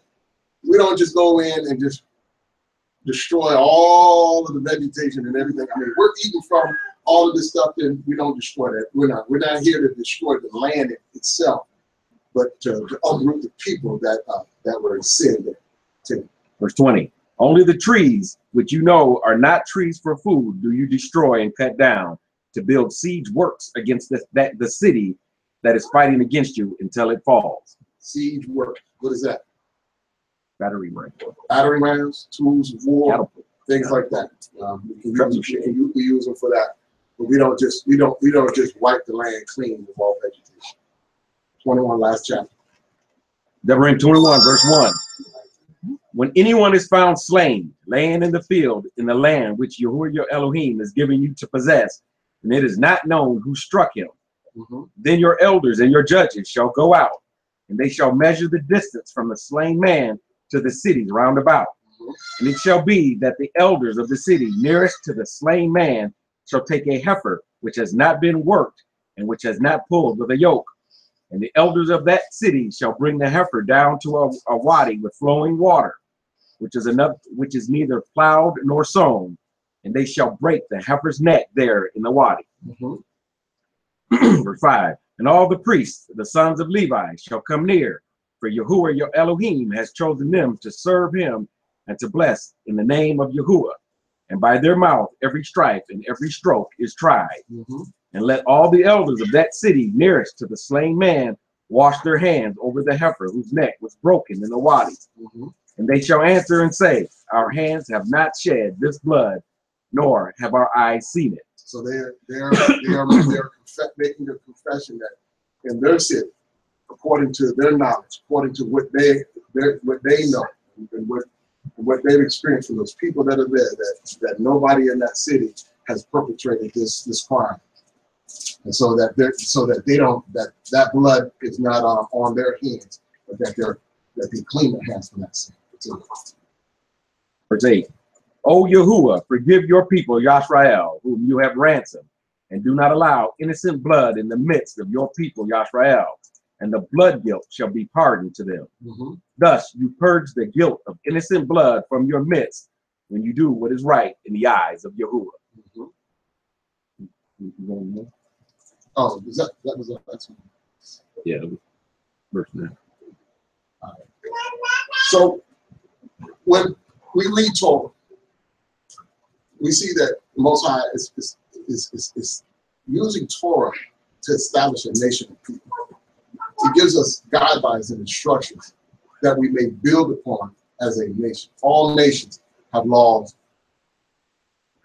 There's no nation that exists in the face of this earth that doesn't have that is not established. And I've said it often because see, often you hear people say the laws are done away with. Well, to do away with the laws is to do away with a nation. If we to say that we are people, a nation of people, then a nation of people have to have laws that govern them as a nation, that guide them to right rulings, to how to behave, how to go about daily life, how to treat each other.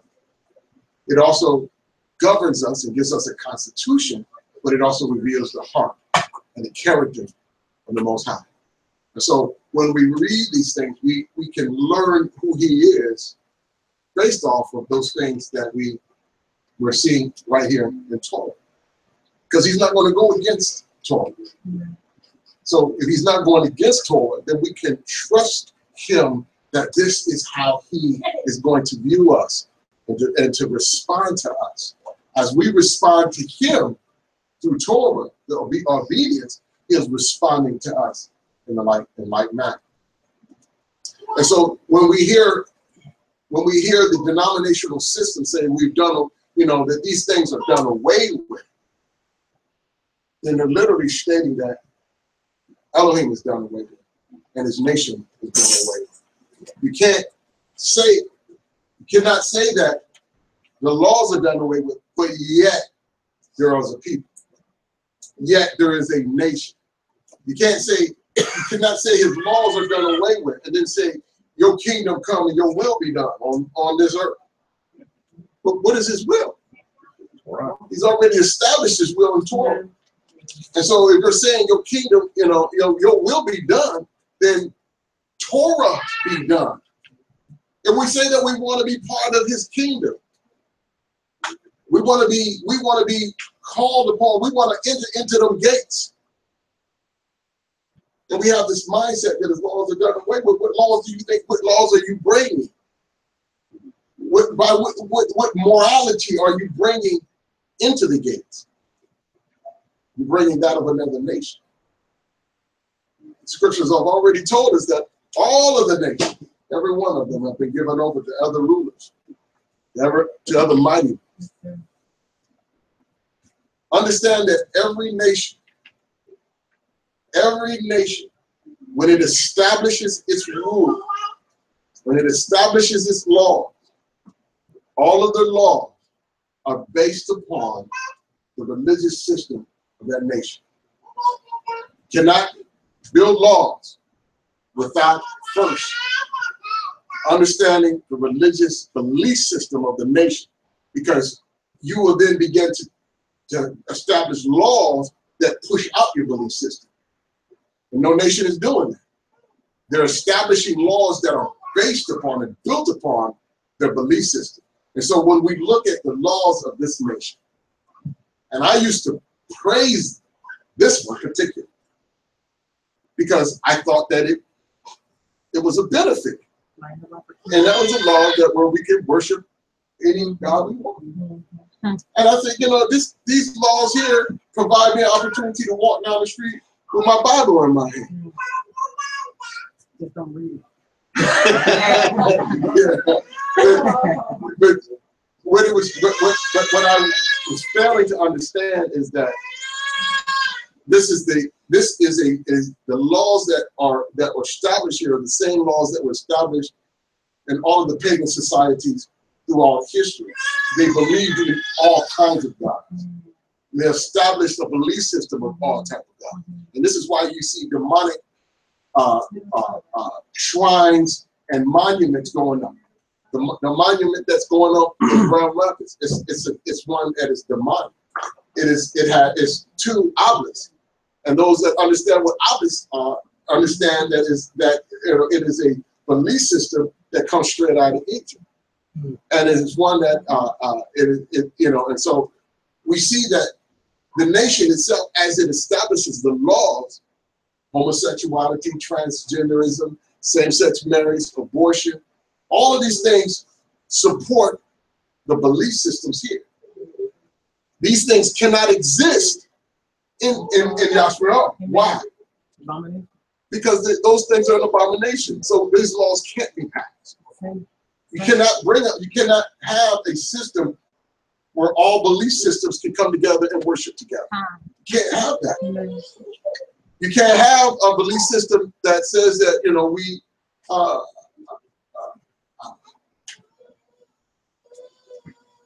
can destroy our children, because this system here does it all the time through abortion. And it tells us specifically, do not allow your children to pass through that fire. But this system does. So we know that this nation is not built upon this.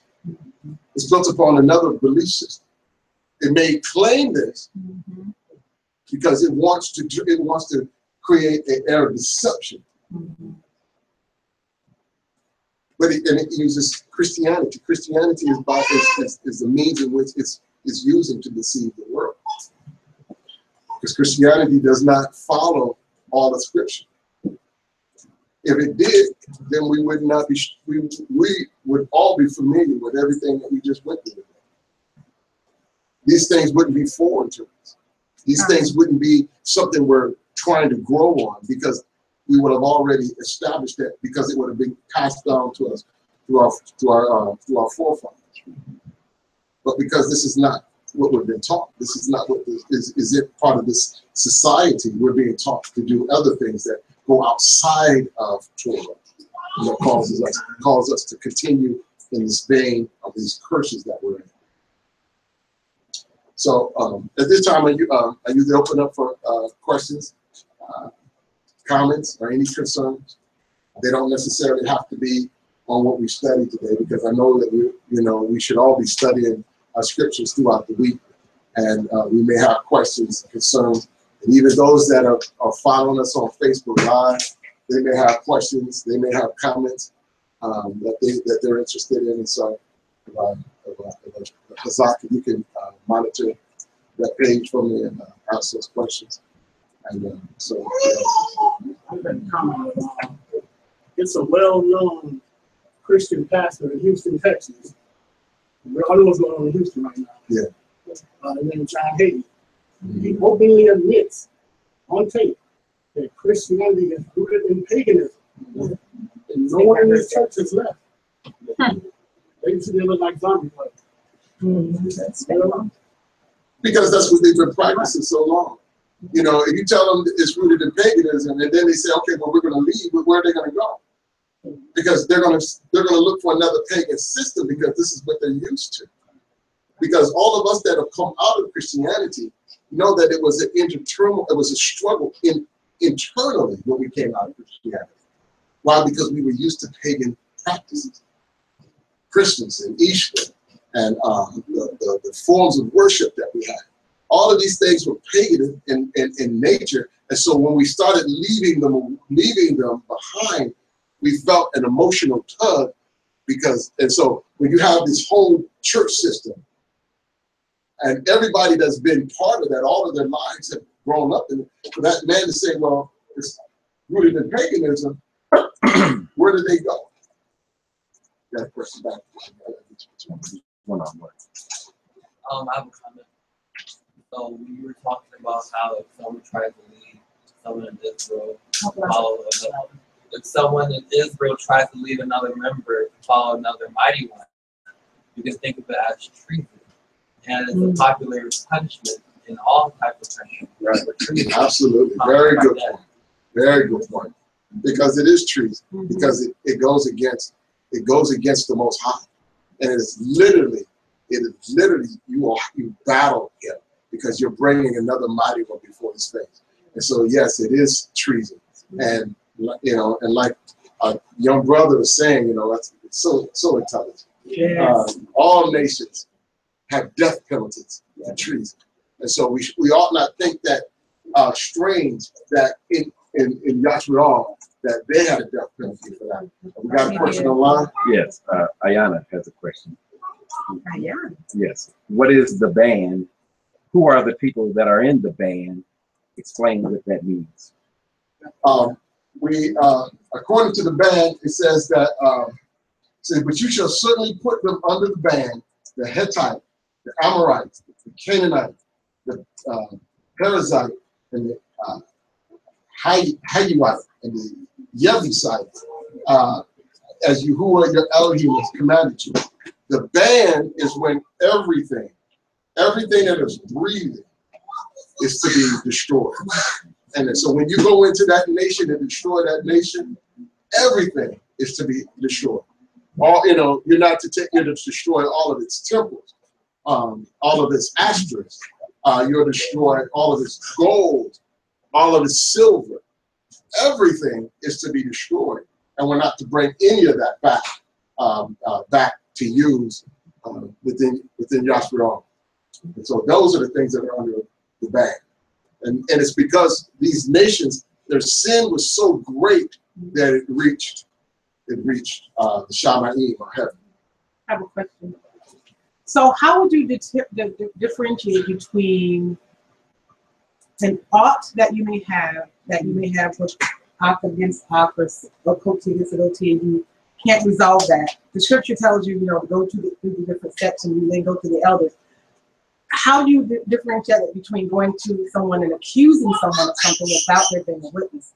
How do you make that? Understand that to go before the elders with an accusation, you need to understand the punishment behind that. And so you can't just haphazardly just say, you know what, I think that sister is practicing witchcraft. But you don't want to go before the elders because you have a gut feeling. Because to go before the elders is to make a serious accusation, and one of you are going to leave that courtroom being stoned. One of you is going to be stoned.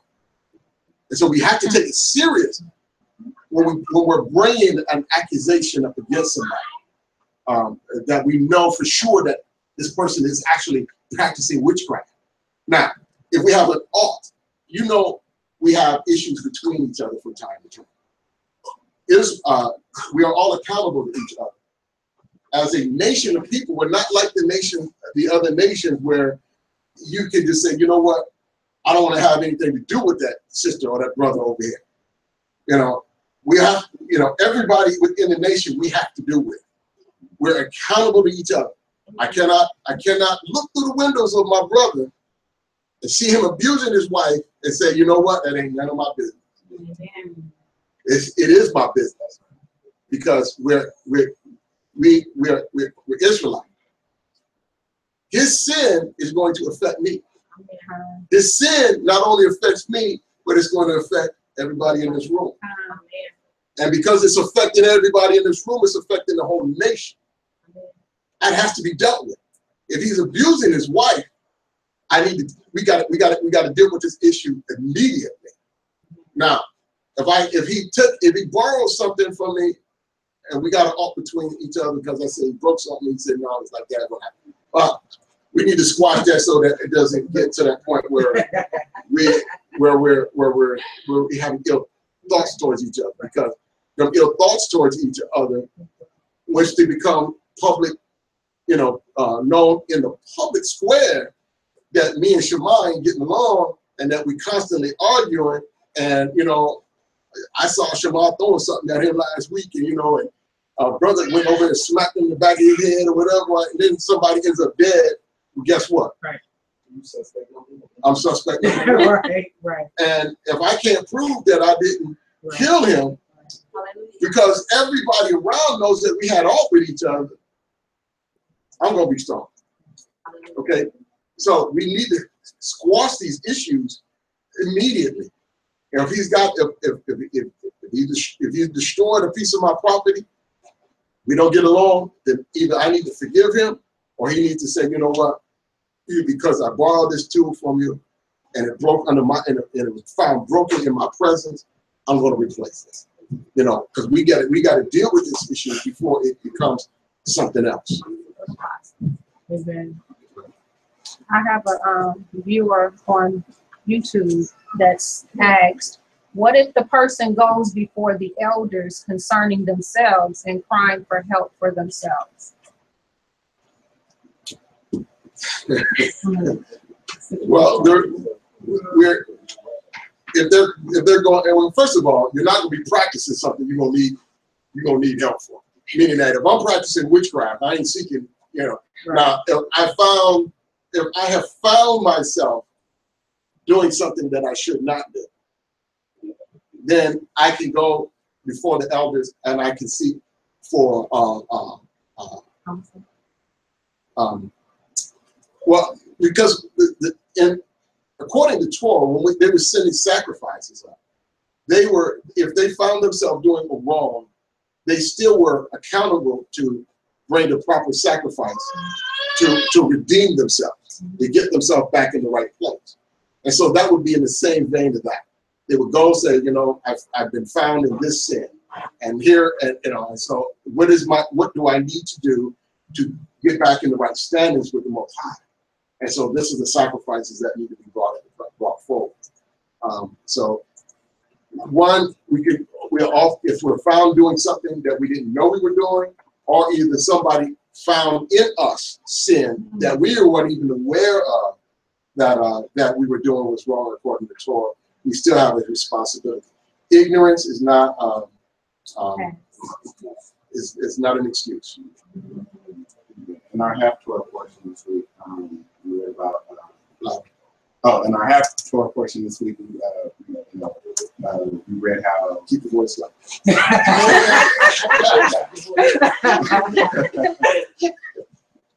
We read how.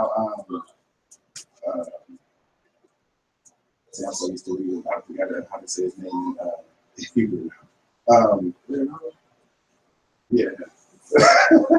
How he was responsible, found himself responsible for innocent blood, and offering up Hamashiach to the elders and everything like that. He started feeling guilty, and how he went to the elders and he tried to ask for forgiveness. He tried to repent, and they turned they were corrupt, so they turned him away, and he ended up taking his own life. That was kind of.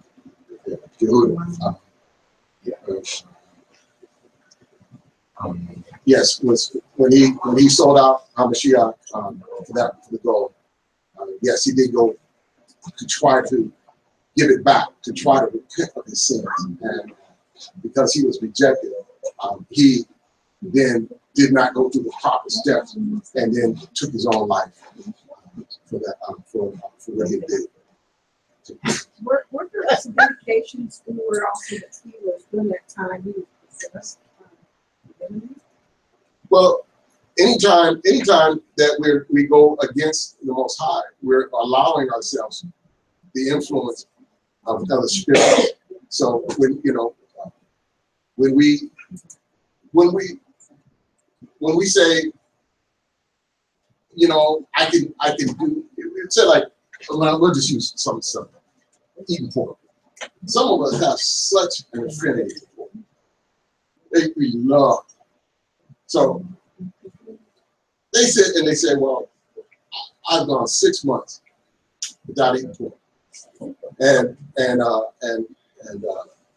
Little Caesar's got a new pizza out with all this bacon on it. Even the crust, girl. I know, right? It's ridiculous. Even the crust. It strips of bacon. And so you say, you know what? I've been going this long.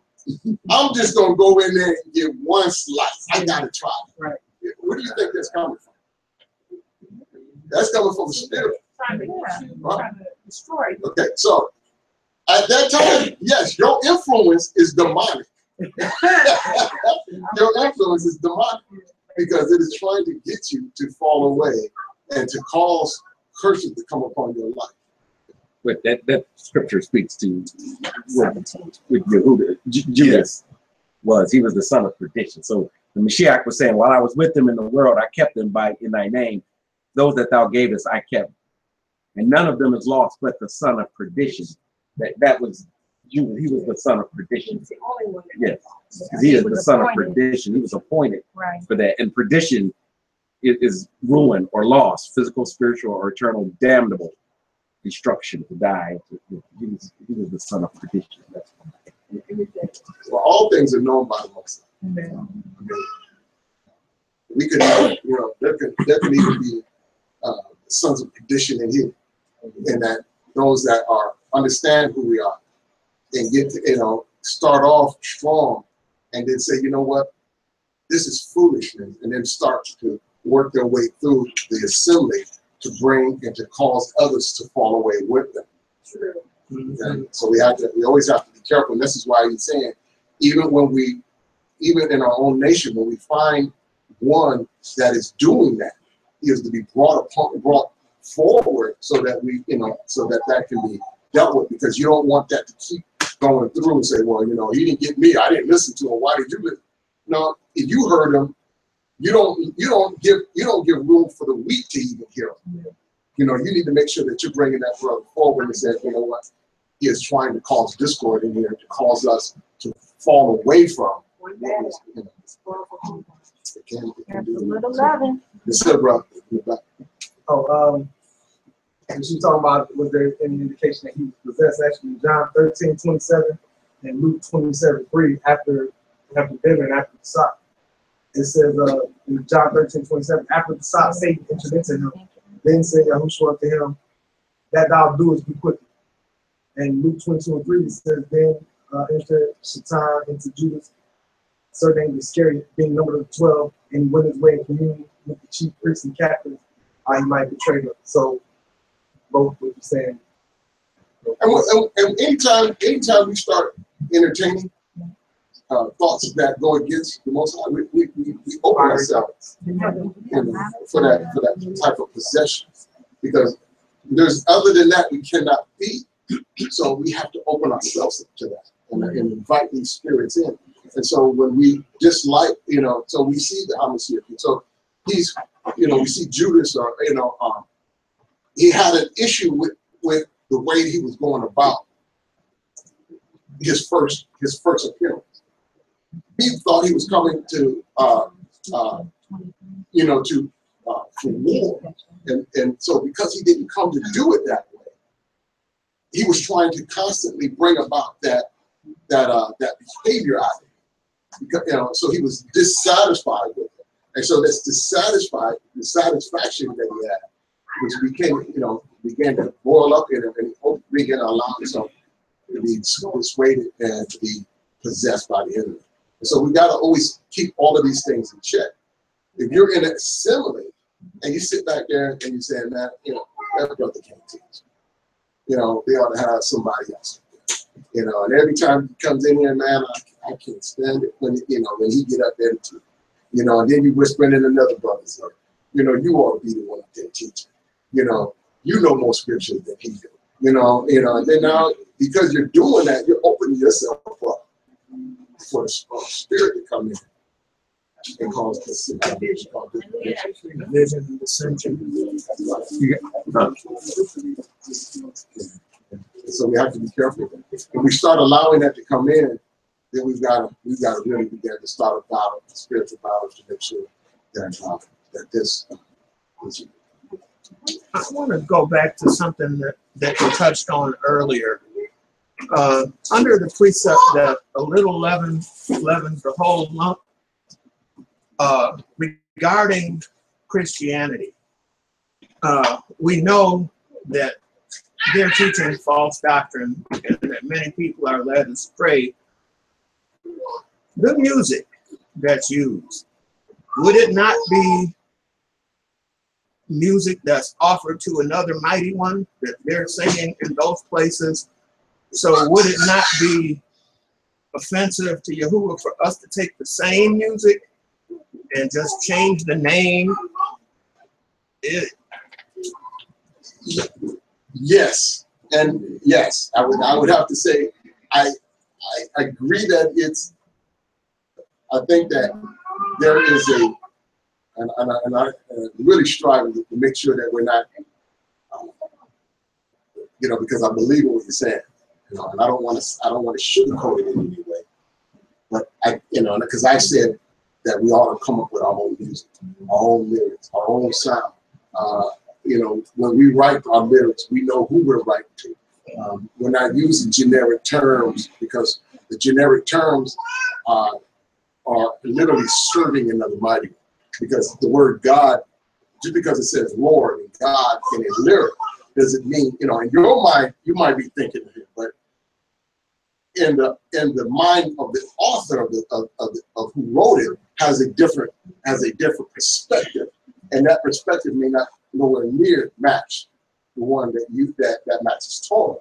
And so I believe that yes, we should seek to do that. And too, that there is a point where you're striving to grow, because we don't want to bring another mighty one before his face at all. Right. And at one point I was under the conviction that even the clothes that I wear, because it's hard to put on clothing in this society without putting on a clothing item that was not designed under the name of another mighty. We wear Nikes and Adidas, and we got fish symbols and all kinds of stuff that are on our clothing that we wear, that we strive, that we need to be moving away from. And so as we grow in this understanding, I challenge us all to move away as much as we possibly can from any semblance of the nation in which we've been held captive, because this nation, in its desire to keep us under bondage, all they're going to present before you is abomination and names and representations of other mighty ones, because that is how to destroy us as a people. With that, some people carry a Bible, and it says God in there. But when you read it, you substitute God for Elohim. When it's the capital, Lord, you say Yahuwah. When it's so to say when somebody's singing a song, because I'm not a musician, so you probably can speak more to that. When somebody's creating music, where's their heart and their ruach, leading toward? Are they just saying the name God in the generics because they don't know? Or are they really doing it to a different, mighty one? And and I guess my question is, if you do that while reading your Bible by substituting the name, isn't that the same when you sing a song and you just substitute? That's a good question. I know that personally, one reason that we chose the Sapphire was that it had the correct names in it. So we moved away as quickly as we could, and we purchased them for everybody that was in our assembly because we wanted them to have a scripture that had the correct name in it. So we did move away from that. With the song thing, you know, if they're singing a song to JC, it's kind of hard to look at that as anything else. And so the Most High dealt with us about that. In fact, he dealt with us about listening to any kind of music that didn't uplift his name. So I threw away jazz, I threw away pop, I threw away everything, not just at one time. At one time. But yeah, he had to take us, he stopped us from going to jazz concerts. Okay. And so we moved away from all of that. And I do know that the way we operate is we do what we know to do, and then when we learn better, we have to do better. Right. And so some people, all they know are songs that they knew when they were in church. But the intent of the writer, I don't believe that in most cases they don't know better. But they don't know better because of ignorance, because they're not searching the scripture. Right. If they search the scripture, they would learn better, because you have to understand the principle of, if I'm in a personal relationship with somebody, I'm not going to call them by another name. If I call them by another name or a title, that indicates that I don't really have that relationship that I'm portraying that I have with them. So that's why the name is so important. Everybody okay? It's spoken in the word also, what you're talking about in Amoc or Amos, verse 5:21. It says, I despise your feast days, and I will not smell in your solemn assemblies. Though ye offer me burnt offerings and your meat offerings, I will not accept them, neither will I regard the peace offerings of your fat feast. Take away from me the noise of your songs, for I will not hear the melody of your viols. But let judgment run down as waters, and righteous as a mighty stream. Have ye offered unto me sacrifices and offerings in the wilderness 40 years, O house of Israel? But ye have borne Alatab, the tabernacle of your Molech, and Alatab Kayam, your images, the star of your Elohim, which ye made to yourselves. Therefore will I cause you to go into captivity beyond Damascus, says Yahuwah, whose name is Elohim. So what is he asking us? What is he asking us? To be set apart. Set apart. And music is part of it. And so when we look at all of our lives and everything that we're doing, our culture that we're adopting as how we live our lives, all of it should be set apart. And we should all be seeking as much as we possibly can to have a set apart life, because that is going to. Because you're right, if we're not doing that, then yes, we become an abomination in ourselves, because we will not hear, and he's not going to listen to us. He said that he'll turn from us because if we're not doing these things. So we have to make sure that we are doing that. Again, our music, I say even our clothes. That was one of the first convictions that I had, because I started reading and how he didn't want any of these things to be brought before him. And I started going through my closet, and all of these symbols all over my clothes, everywhere. And it really sat in my heart just even to get dressed in the morning. you know, because I could not put anything on that I felt confident that did not bring another mighty one before my Elohim. There, share last weekend, you know, we had the gathering, and after the gathering, some of us went downtown on the truck, and we got on everyone was garbed up. And this is how important it is to look Hebrew, which we are. We were down there, and Cody here, she just drew, people were just drawn to her. And all else is how beautiful we are down there. We all had our, you know, our Hebrew garments on, and people were just drawn to her, like, how beautiful, you are, so beautiful. The women start coming to their coat hair, pouring their self, putting nice stories out to her, like, you might be my grandmother, this and that. And it's just, it's important to look the way we're supposed to look, because if we are going to look regular, we can sit there with a group and know what we got delivered or anything. So we actually, people get delivered just by us wearing Hebrew clothing. Just showing up. So we have to be set apart in the way we try. And I know that everybody doesn't feel that, you know, it's necessary.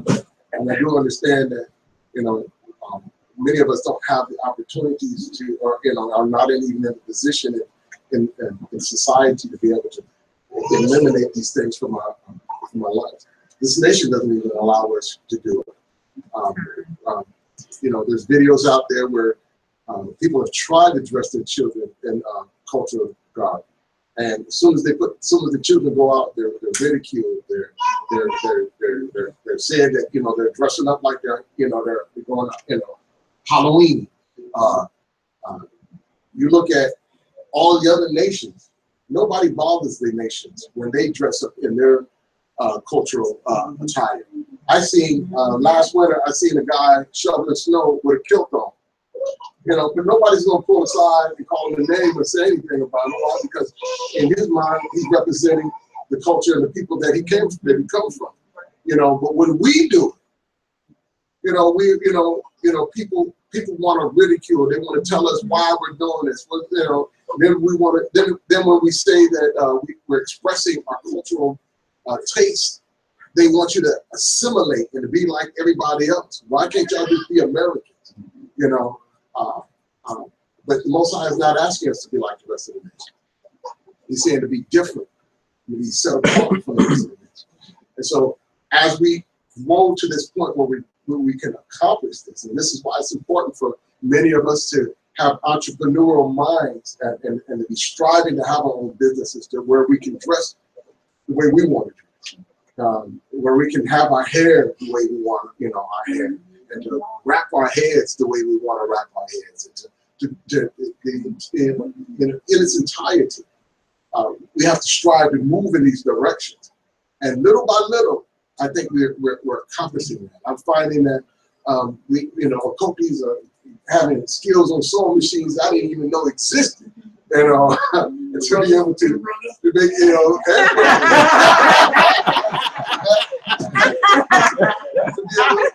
be able to make garments, you know. And so, as we're growing to that, we need to strive to incorporate these things in our life. As we learn, like the music, and you know, and it really takes a musician to understand often how demonic the music is that we've adapted. But there, and so we have to hear the voices as they begin to tell us to move away from these areas. And so let's heed the voices of our leaders and our teachers and those that are trying to help us. The foods that we eat, are we looking into that? I mean, not only look at the dietary thing, but see, this nation itself is corrupting our food, because as we are learning the clean foods, it corrupts the clean foods to make even our clean foods an abomination.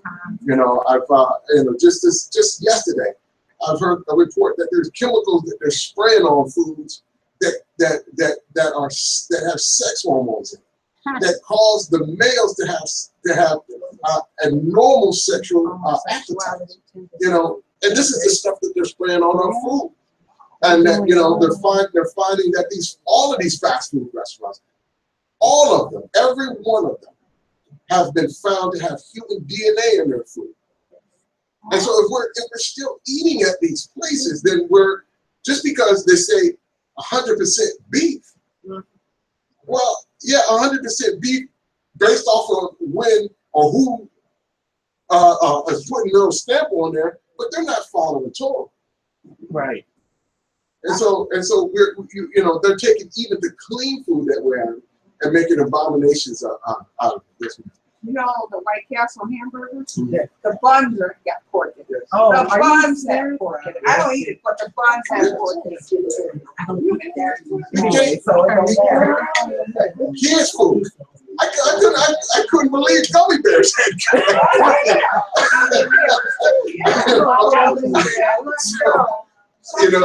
but they understand what the demonic spirit behind this nation understands what it has to do in order to keep us in captivity. Yes, Ayana said, how do you remain confident in a walk so extreme where even in my ignorance I could be literal? That's it. Our confidence comes in our Messiah. That's where our confidence comes from. Because we, just like Yashriel had in the days of our forefathers, they could bring sacrifices up and be put in the right place. We through Hamashiach, as we strive to do right and to be right, we know that he is our advocate for us, and he's constantly going before the Father to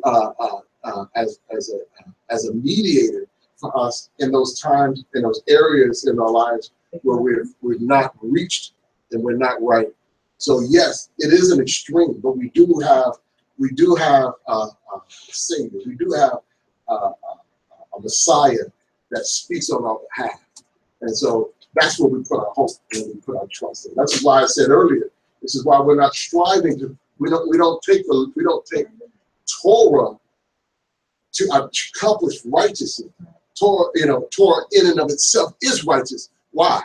Because it comes from Elohim, and all things that come from him, all of his laws, statutes, his right rulings are all righteousness. But how do we obtain righteousness?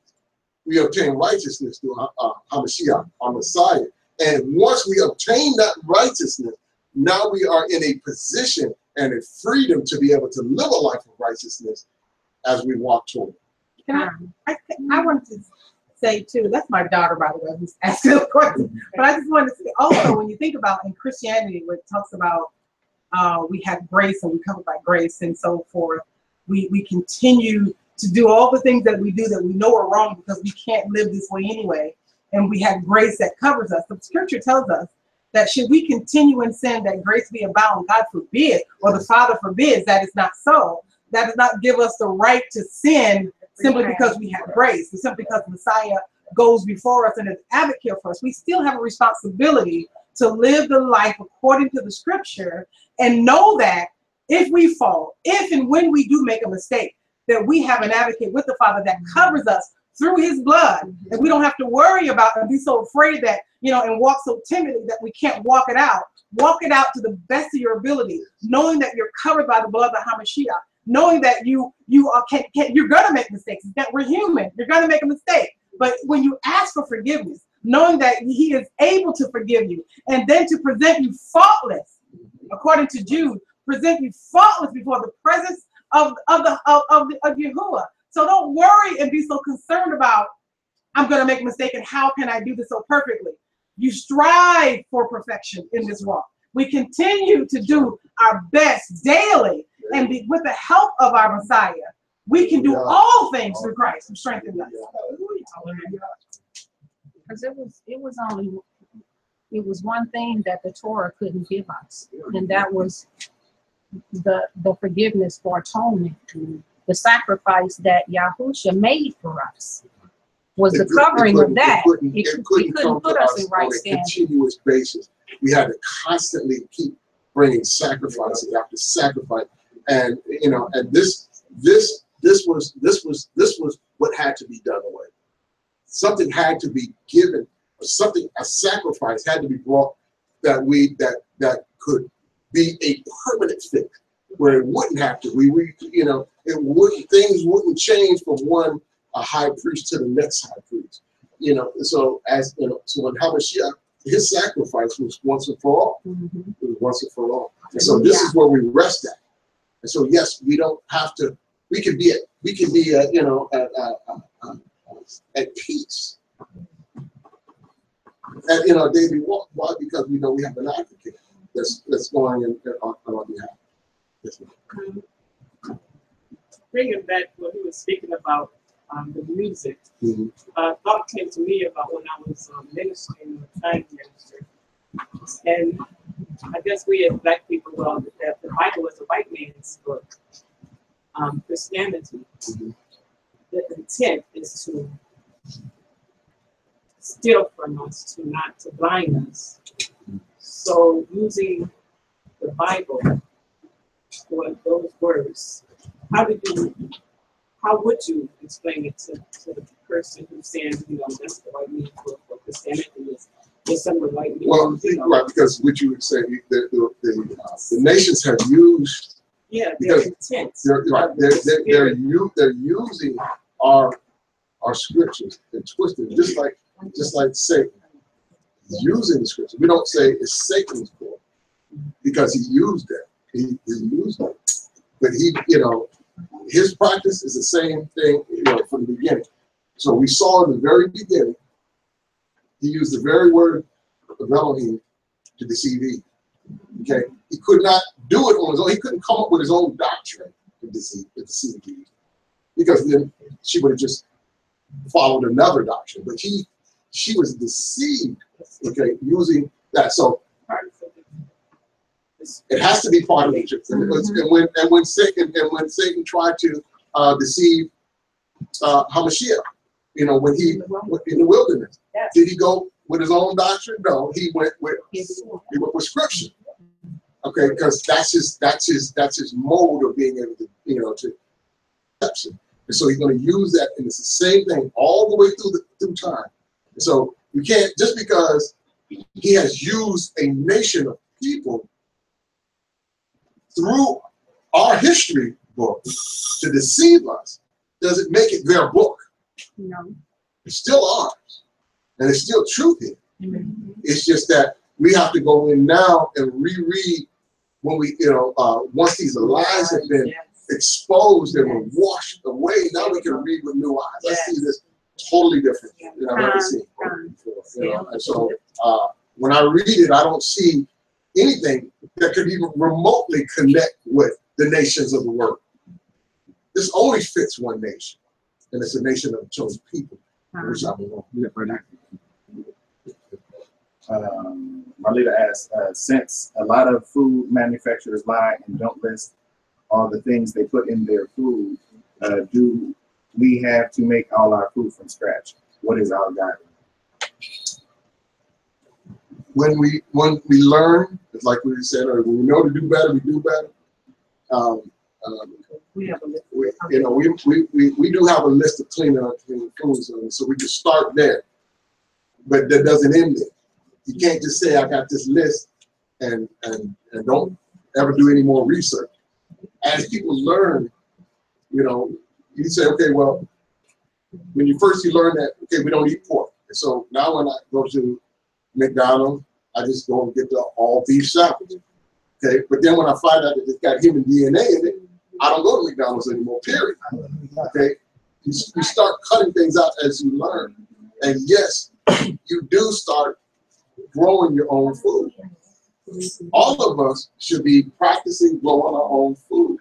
It doesn't take, you don't have to have a farm. You can go and do raised gardens, you know, and start growing some of your own food. Because even the chemicals they're spraying on our corn and on our tomatoes and broccoli and all of this stuff here is bad in itself. So we start cutting back as much as we possibly can, growing as much as we possibly can, until we can get to that point where we're in our own land with all of the clean food that we should be having. Yes, ma'am. I would say, because if you look and hear all the things on a daily basis, it can be very discouraging for you. It can even put fear in your heart. But the Bible tells us to pray over our food. We do our due diligence, so we don't freak out. Because he said in the land of our captivity, we eat poison, drink poison water, to eat defiled bread in the land of captivity. But you just can't freak out. Right. We don't. You have to do your right. We have to. And pray. We pray, and then we constantly keep building on understanding as to what's good. So when you leave here today, if you always go to McDonald's, it's one of them things you need to cut out. Right. Why? Because you learn today that it's human DNA. That's what. I mean, you know, don't allow the enemy to say, well, it's all beef. It's 100% beef. Yeah, that's what the science says. Right. Well, we understand that these people are deceiving us. And so if this is even remotely possible, that there's human DNA in this food, then I'm getting rid of that altogether. Hot dogs, they couldn't find a brand without human DNA. I think maybe international is You know what? The skins have, Pork most of them have pig, on the all beef hot dogs. Come on. We do less than come out of there. Yeah, but a lot of them do. We got You pork can go casing. to the store and you got pork casing on 100% beef hot dogs. Yeah. Oh, thank you very much. Right. So when you learn these things, you just don't allow them to stress you out. Right. You just move on to the next best thing. You don't allow them to stress you out. You don't have to, you know, again, and start learning how to grow your own. Because you don't have to go to a fast food, right? I mean, we just choose to. Right. Just don't go. And you don't have to eat meat. You don't have to eat meat. You do. Raise your own.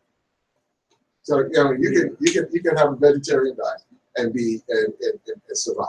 You got to be careful of that too. But you do have. I mean, but that's why I said we don't. Ignorance is not bliss. It's not something that we don't just stick our heads in holes and think that the enemy doesn't exist. You know, we understand that he's very real, he's very present, and that he's warring to keep us in the condition that brought us to this land. And so we have to war to get ourselves out. And so as we learn, we do better. If we don't know and we know somebody do, get that person's phone number. You know, call them up saying, okay, I need some help in this area. You know, and we strive to do better. Can I piggyback on something? Yes, sir. You only have to pick your own room.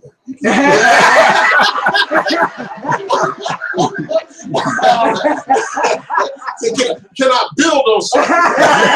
Okay. Can I build on something? We'll leave the pig out. What I want to talk about for just a second is compromise, because oftentimes we are our own worst enemy. I want to go to Amoc 7:7, and it reads, "Thus he showed me, and behold, Adonai stood upon a wall made by a plumb line, with a plumb line in his hand. And Yahuwah said unto me, Amoc, what do you see? And I said, a plumb line. Then said Adonai, behold, I will set a plumb line in the midst of my people, Yasharel, and I will not again pass by them anymore." So what I wanted to bring out is oftentimes we decide to make compromises. And in doing so, we don't want to compromise ourselves by compromising to another position that allows us to be drawn into sin. We have to be vigilant. We have to be sober. We have to be mindful of Torah and his laws and precepts, so that we don't allow ourselves to compromise our own self by putting ourselves in the position that the lawless, the people who practice iniquity, do. Okay, so it's the same thing for Everybody music. understand what a plumb line is? No. a righteousness, a line A of plumb line, a little plumb line is when you, like, you're building something. It's a weight at the end of it. It shows a true straight line. So it's a tool that gives us the truth of the thing. And so when the plumb line is put before you, truth is put before you. Okay. Like a bricklayer. Yeah. So imagine yourself, there's two sides to that line. One side is going to fall on the side of righteousness and truth. The other side is going to fall into iniquity. So that plumb line, he says, I'm going to put a plumb line in the midst of my people. He didn't say I'm going to put a plumb line in the midst of the other nations. He said amongst my people. So right now, there is a sifting going on even in Yisrael between his people. So let's, for example, those who do not honor HaMashiach, there's a plumb line in the midst of us, and he's going to be separating. So even now, it's more important than ever that we do not allow ourselves to compromise, because in that compromise, we can end up on the wrong side of that plumb line. True. That's right. That's narrow line. Yeah, it is very narrow.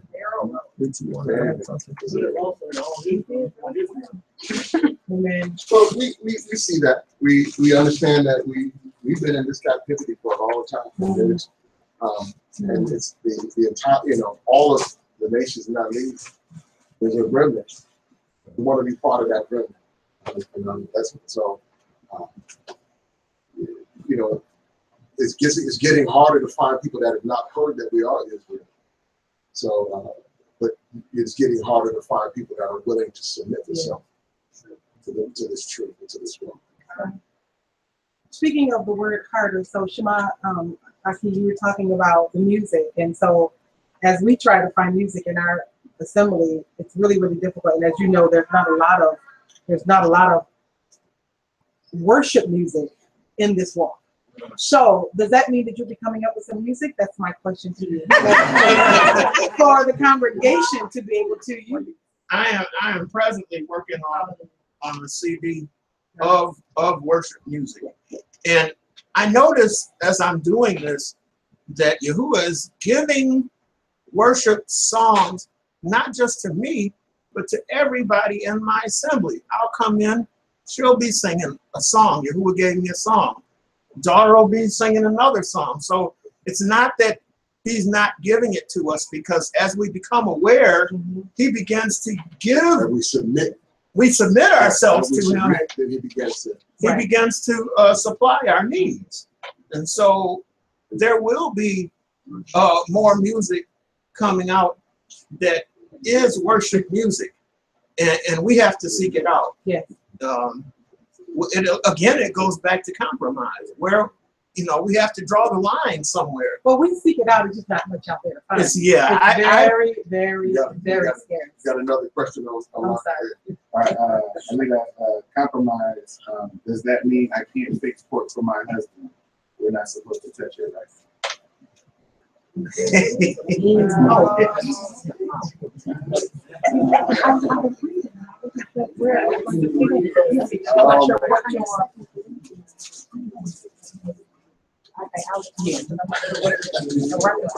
We gotta be obedient to our spouses, don't we? We do have to be obedient to our spouses, even the unbelieving spouse. It is to be in righteousness, right? You should wear some gloves.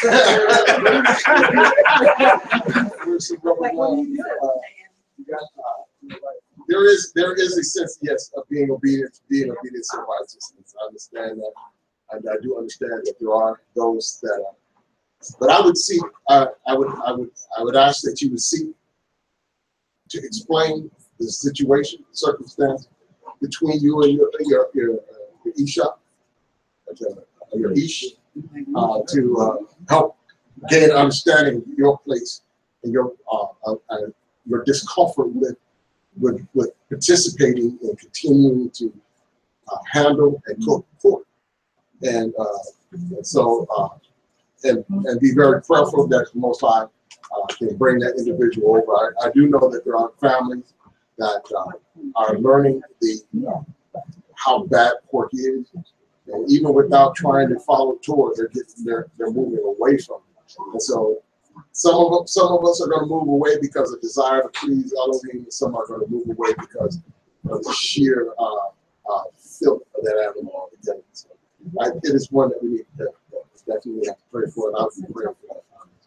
Okay, so this not just for the court. Can you speak to that topic period where, you know, I know some sisters, they have come out, their husbands are asking them different things, and they're not trying to leave their marriage, but then they don't know, they're like stuck in between, what do I do for different things? So speak to that. The marriage portion of it? Yeah, the wives The wives, to their husband. well, the scriptures do. The scriptures tell us that the husbands can be saved, brought from this place of being wrong, from the wife's obedience and from that wife. So it's not an automatic thing. Right. It's not one of those things where you say, okay, well, I've been in this walk for 6 months and they're not interested, and this gives me the right to get out of this relationship. And that's not scripture.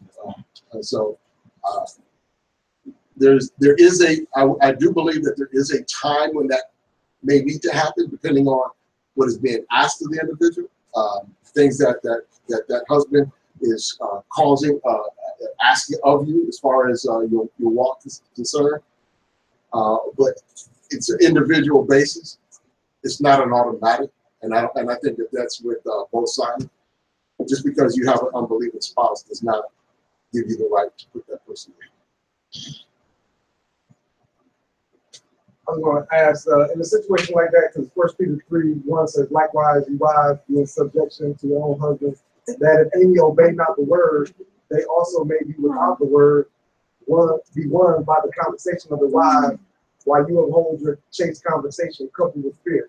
Now, if you're in a situation you have to submit yourself to your husband and he's causing you to sin because he's an unbeliever, what he's asking you to do, would that be kind of similar, like when Mashiach said, if a man puts away his wife without cause, right? He causes her to commit adultery, but the sin of the adultery is going to fall on her. So would that be, would you think that would be a situation where the punishment for the sin would lie on the husband since he's exerting his authority over his wife that the father gave to cause her to go against his will? I would say that, yes, it is. If you cook pork for that man, if that's where you're at and that's what you have done, it is, yes, his response. It's going to fall on him. You have not eaten. You have not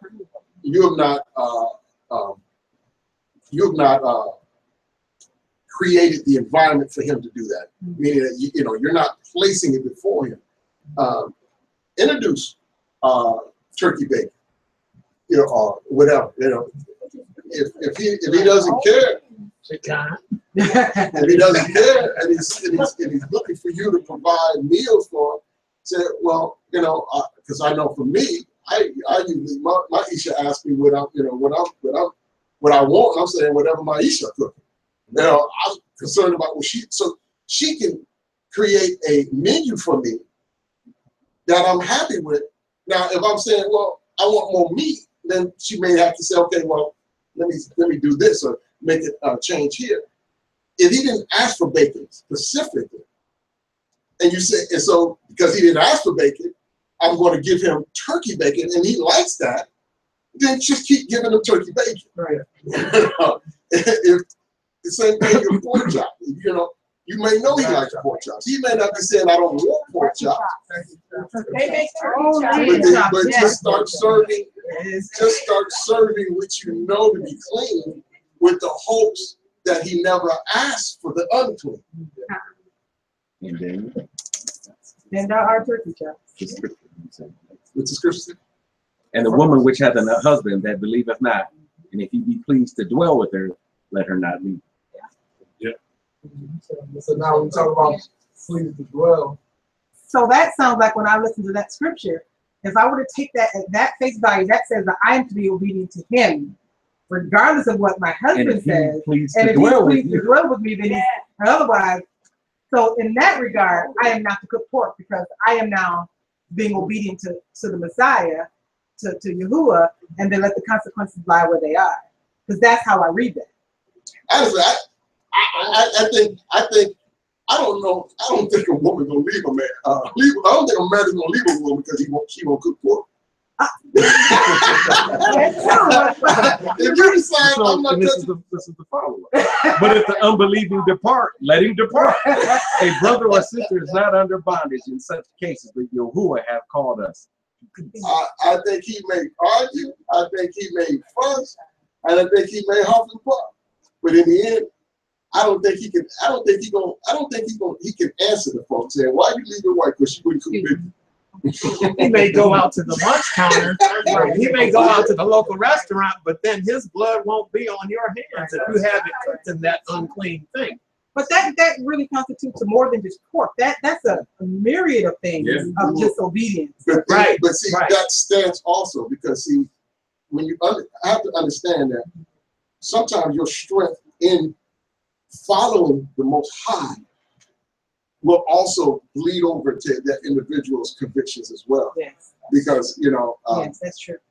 When my son was ordained, because I didn't believe in his ordination, because he was being ordained under the Christian umbrella. I said, he asked me about would I pray for him and his family. I said no. I don't want to have anything to do with that. Now, so I had to make a very difficult stance because of where I believe. But my hope is that as he learns, he can look back and say, my father never compromised, even though it caused discomfort, even though it may have caused some pain. My father never compromised on his belief. And I think that that's ultimately where we all want to be at. If you're saying, I want my husband to come over to this walk, to understand where I'm at, and you say, I will never touch or cook pork for you again, understand that your hope is that because he sees you not compromising, that he's understanding your conviction, and that as he learns, he can look and say, you know what, I was brought to this point because my wife never compromised on her. Yes, amen. Okay, I'm going back to earlier when we were talking about the things we allow to enter into our mind. I love these long questions. I know we get long with it, but I love these long ones. Go ahead. The things that enter into our minds, and entertaining them. 2 Corinthians chapter 10, starting at the 3rd verse through the 6th verse. It says, for though we walk in the flesh, we do not fight according to the flesh. For the weapons we fight with are not fleshly, but mighty in Elohim for overthrowing strongholds, overthrowing reasonings and every high matter that exalts itself against the knowledge of Elohim, taking captive every thought to make it obedient to the Messiah, and being ready to punish all disobedience when your obedience is complete. So, beautiful. I mean, the scriptures are there for our learning. They give us understanding. They give us a source and a place to stand, and that's a place of strength. And again, like I was saying earlier, where does our love reside? Is our love in our relationship greater than our love for the Most High? And in the end, our love for the Most High has to stand above the love that we have for all family. When Hamashiach was addressed by his own disciples, when his mother was pressing and tried to get to him, and he says, Yahusha, your mother is trying to get to you, and he says, who is my mother? Who are my brothers? And, so it's not necessarily tied to blood, but those that worship and that are serving the Most High. This is where our love, this is where our commitment, and this is where where we reside at. And so in the end, that's where it has to be at, because we're going to be serving with each other for a millennium. Those that are unbelievers, whether they're family or not, those are the ones that will not. So, I just wanted to also add that, this tied into our Torah portion reading in essence to punishing disobedience. mhm. Here it's telling us being ready to punish all disobedience, And in Torah, it was letting us know that we are required to punish all disobedience. We are required. Why? Because we are all tied to each other.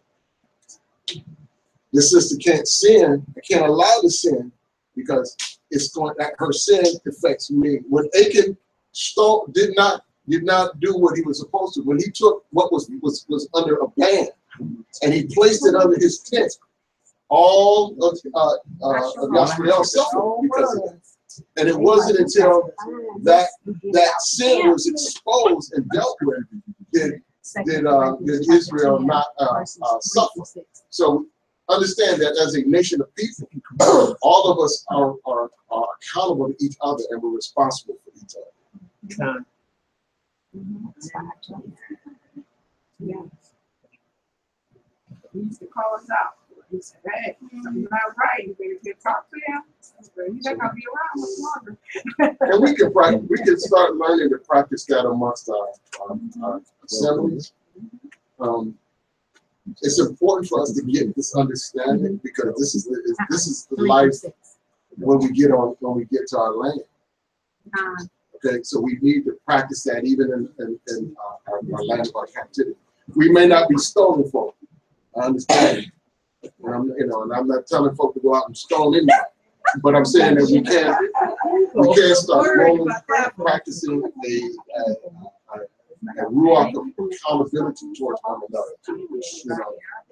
Never have this idea that this brother don't have a right to question you according to what you're doing and how you're living your life. Allow each other to question each other. So if I got a brother that's not dressed appropriately, wearing too tight pants, I'll be like, brother, you might want to loosen up. He shouldn't come back and say, I don't have any business talking to him. Why? Because we're accountable to each other. And we should put ourselves in a position to be accountable towards each other. We were having a discussion actually this morning, me and my two daughters, and they were talking about the judging thing, which is so misinterpreted. Yes. And I was sharing with them that, when you come into somebody, that's not walking according to the word, that's in truth, okay? And I bring the word to you, I'm not judging you. That's Yah's word. He wrote that. That didn't come from me. Right. But if I come to you on the opposite side of that, my impression is, then we're in another area. And I think that people use that as a crutch because they don't want to be called out on their sin. And that's the teachings that we get from this nation. Because nobody, according to the scripture, is going to have that attitude, because they know it's been shown to them over and over again. If sin exists within the nation, then the whole nation suffers. The whole nation suffers. And we ought to be at this point in our walk as we are waking up in this last day to realize that what our people went through. We don't want our ancestors to be asking. We didn't know. We suffered. But when you were given the opportunity to understand, as the Spirit was awakening you in the last day, to bring us as a people out of this place of suffering, you desired to stay in the very thing that caused us so much pain. I wanted to be said of me. Hallelujah. And I believe that's why we have to have some type of order in the assembly. I went to one a few months back, local here in Detroit. And I had my hair back on. Now, my top wasn't covered. I did it perfectly. I didn't cover the crown. So I get in there and they're like, brother, can you take your hair, cover your hair? My hair ain't covered. They said, well, we'll wear that when I hear. So I got scripture, blah, blah, blah. And of course, they trying to put me on whatever. And the main teacher that day was like, brother, can you take it off for me? I'm like, I'm not taking it off. Because I know the scripture. And they know. So what happened is, I said, well, I just leave it. But I can respect it because they had some type of order. It was wrong. I called him up later. I said, I respect what you did because when I come to your assembly, if this is your order, I have to respect that. And that's my point. So even though I thought he was wrong, but I respect what he did because it's your assembly, and I respect it. And that's we have to do it that way as well because that's the same order that we have in our home. You know, just because a brother comes into my home and knows more scripture than I know doesn't mean that he now ruins my home. Right. So we do have to respect and honor order. All of our assemblies have to have order. It doesn't mean that an individual is a certain, I mean, he's not, what's the word I'm looking for? Lording. He's not lording over anybody, but he's establishing order so that there is order. I mean, we got order in the room right now. You know, there's not a whole bunch of people over talking to everybody. There's not, there's not a bunch of people walking all over. We ain't got people sitting around saying, you know what, it's done went too long. I'm sitting down eating. They're waiting on things because there's order here. And as we, and this, it's not because they're saying, oh, because I have to do what Shema said.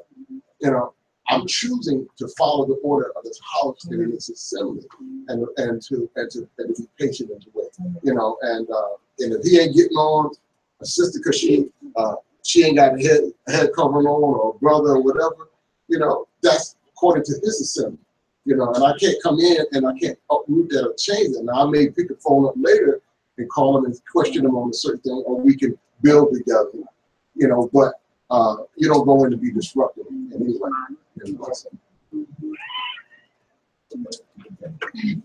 So I know we've run long, and so I'm gonna cut this off. I'm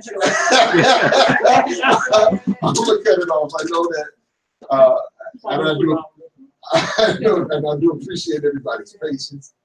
I love your questions. I think we all should get to a point where we freely get, asking those things that are on our hearts. This is how we grow.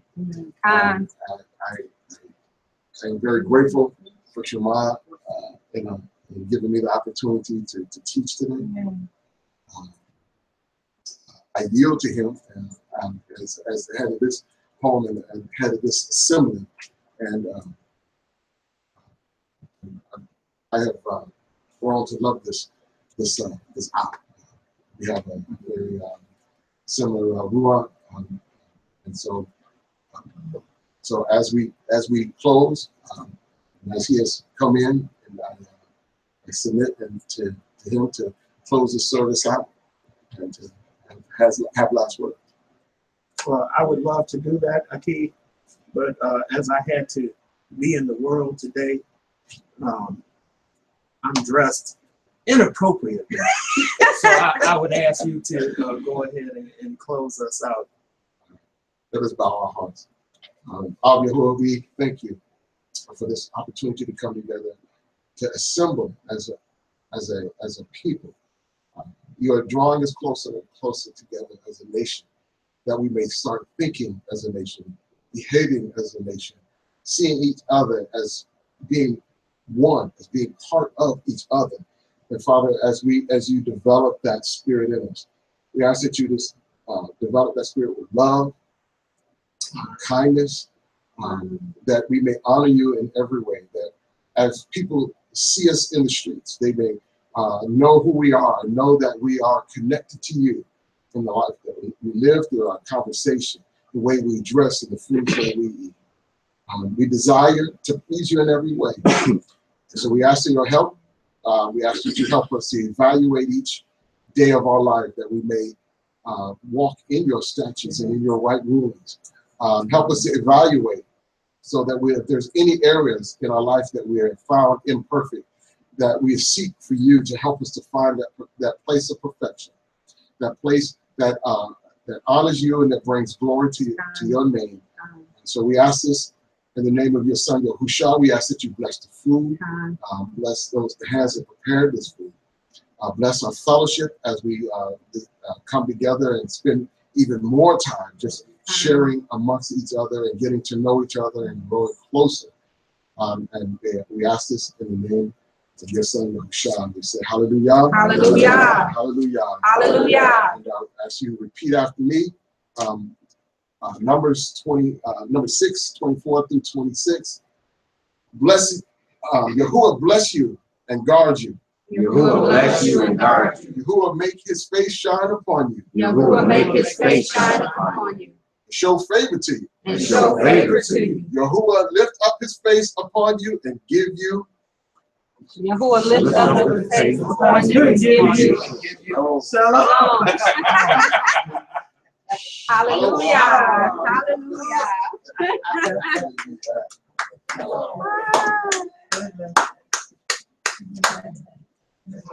To Keith. Your Koti said, "I'll call you later." Well, What would you like me to go to? She called you. Yeah. She called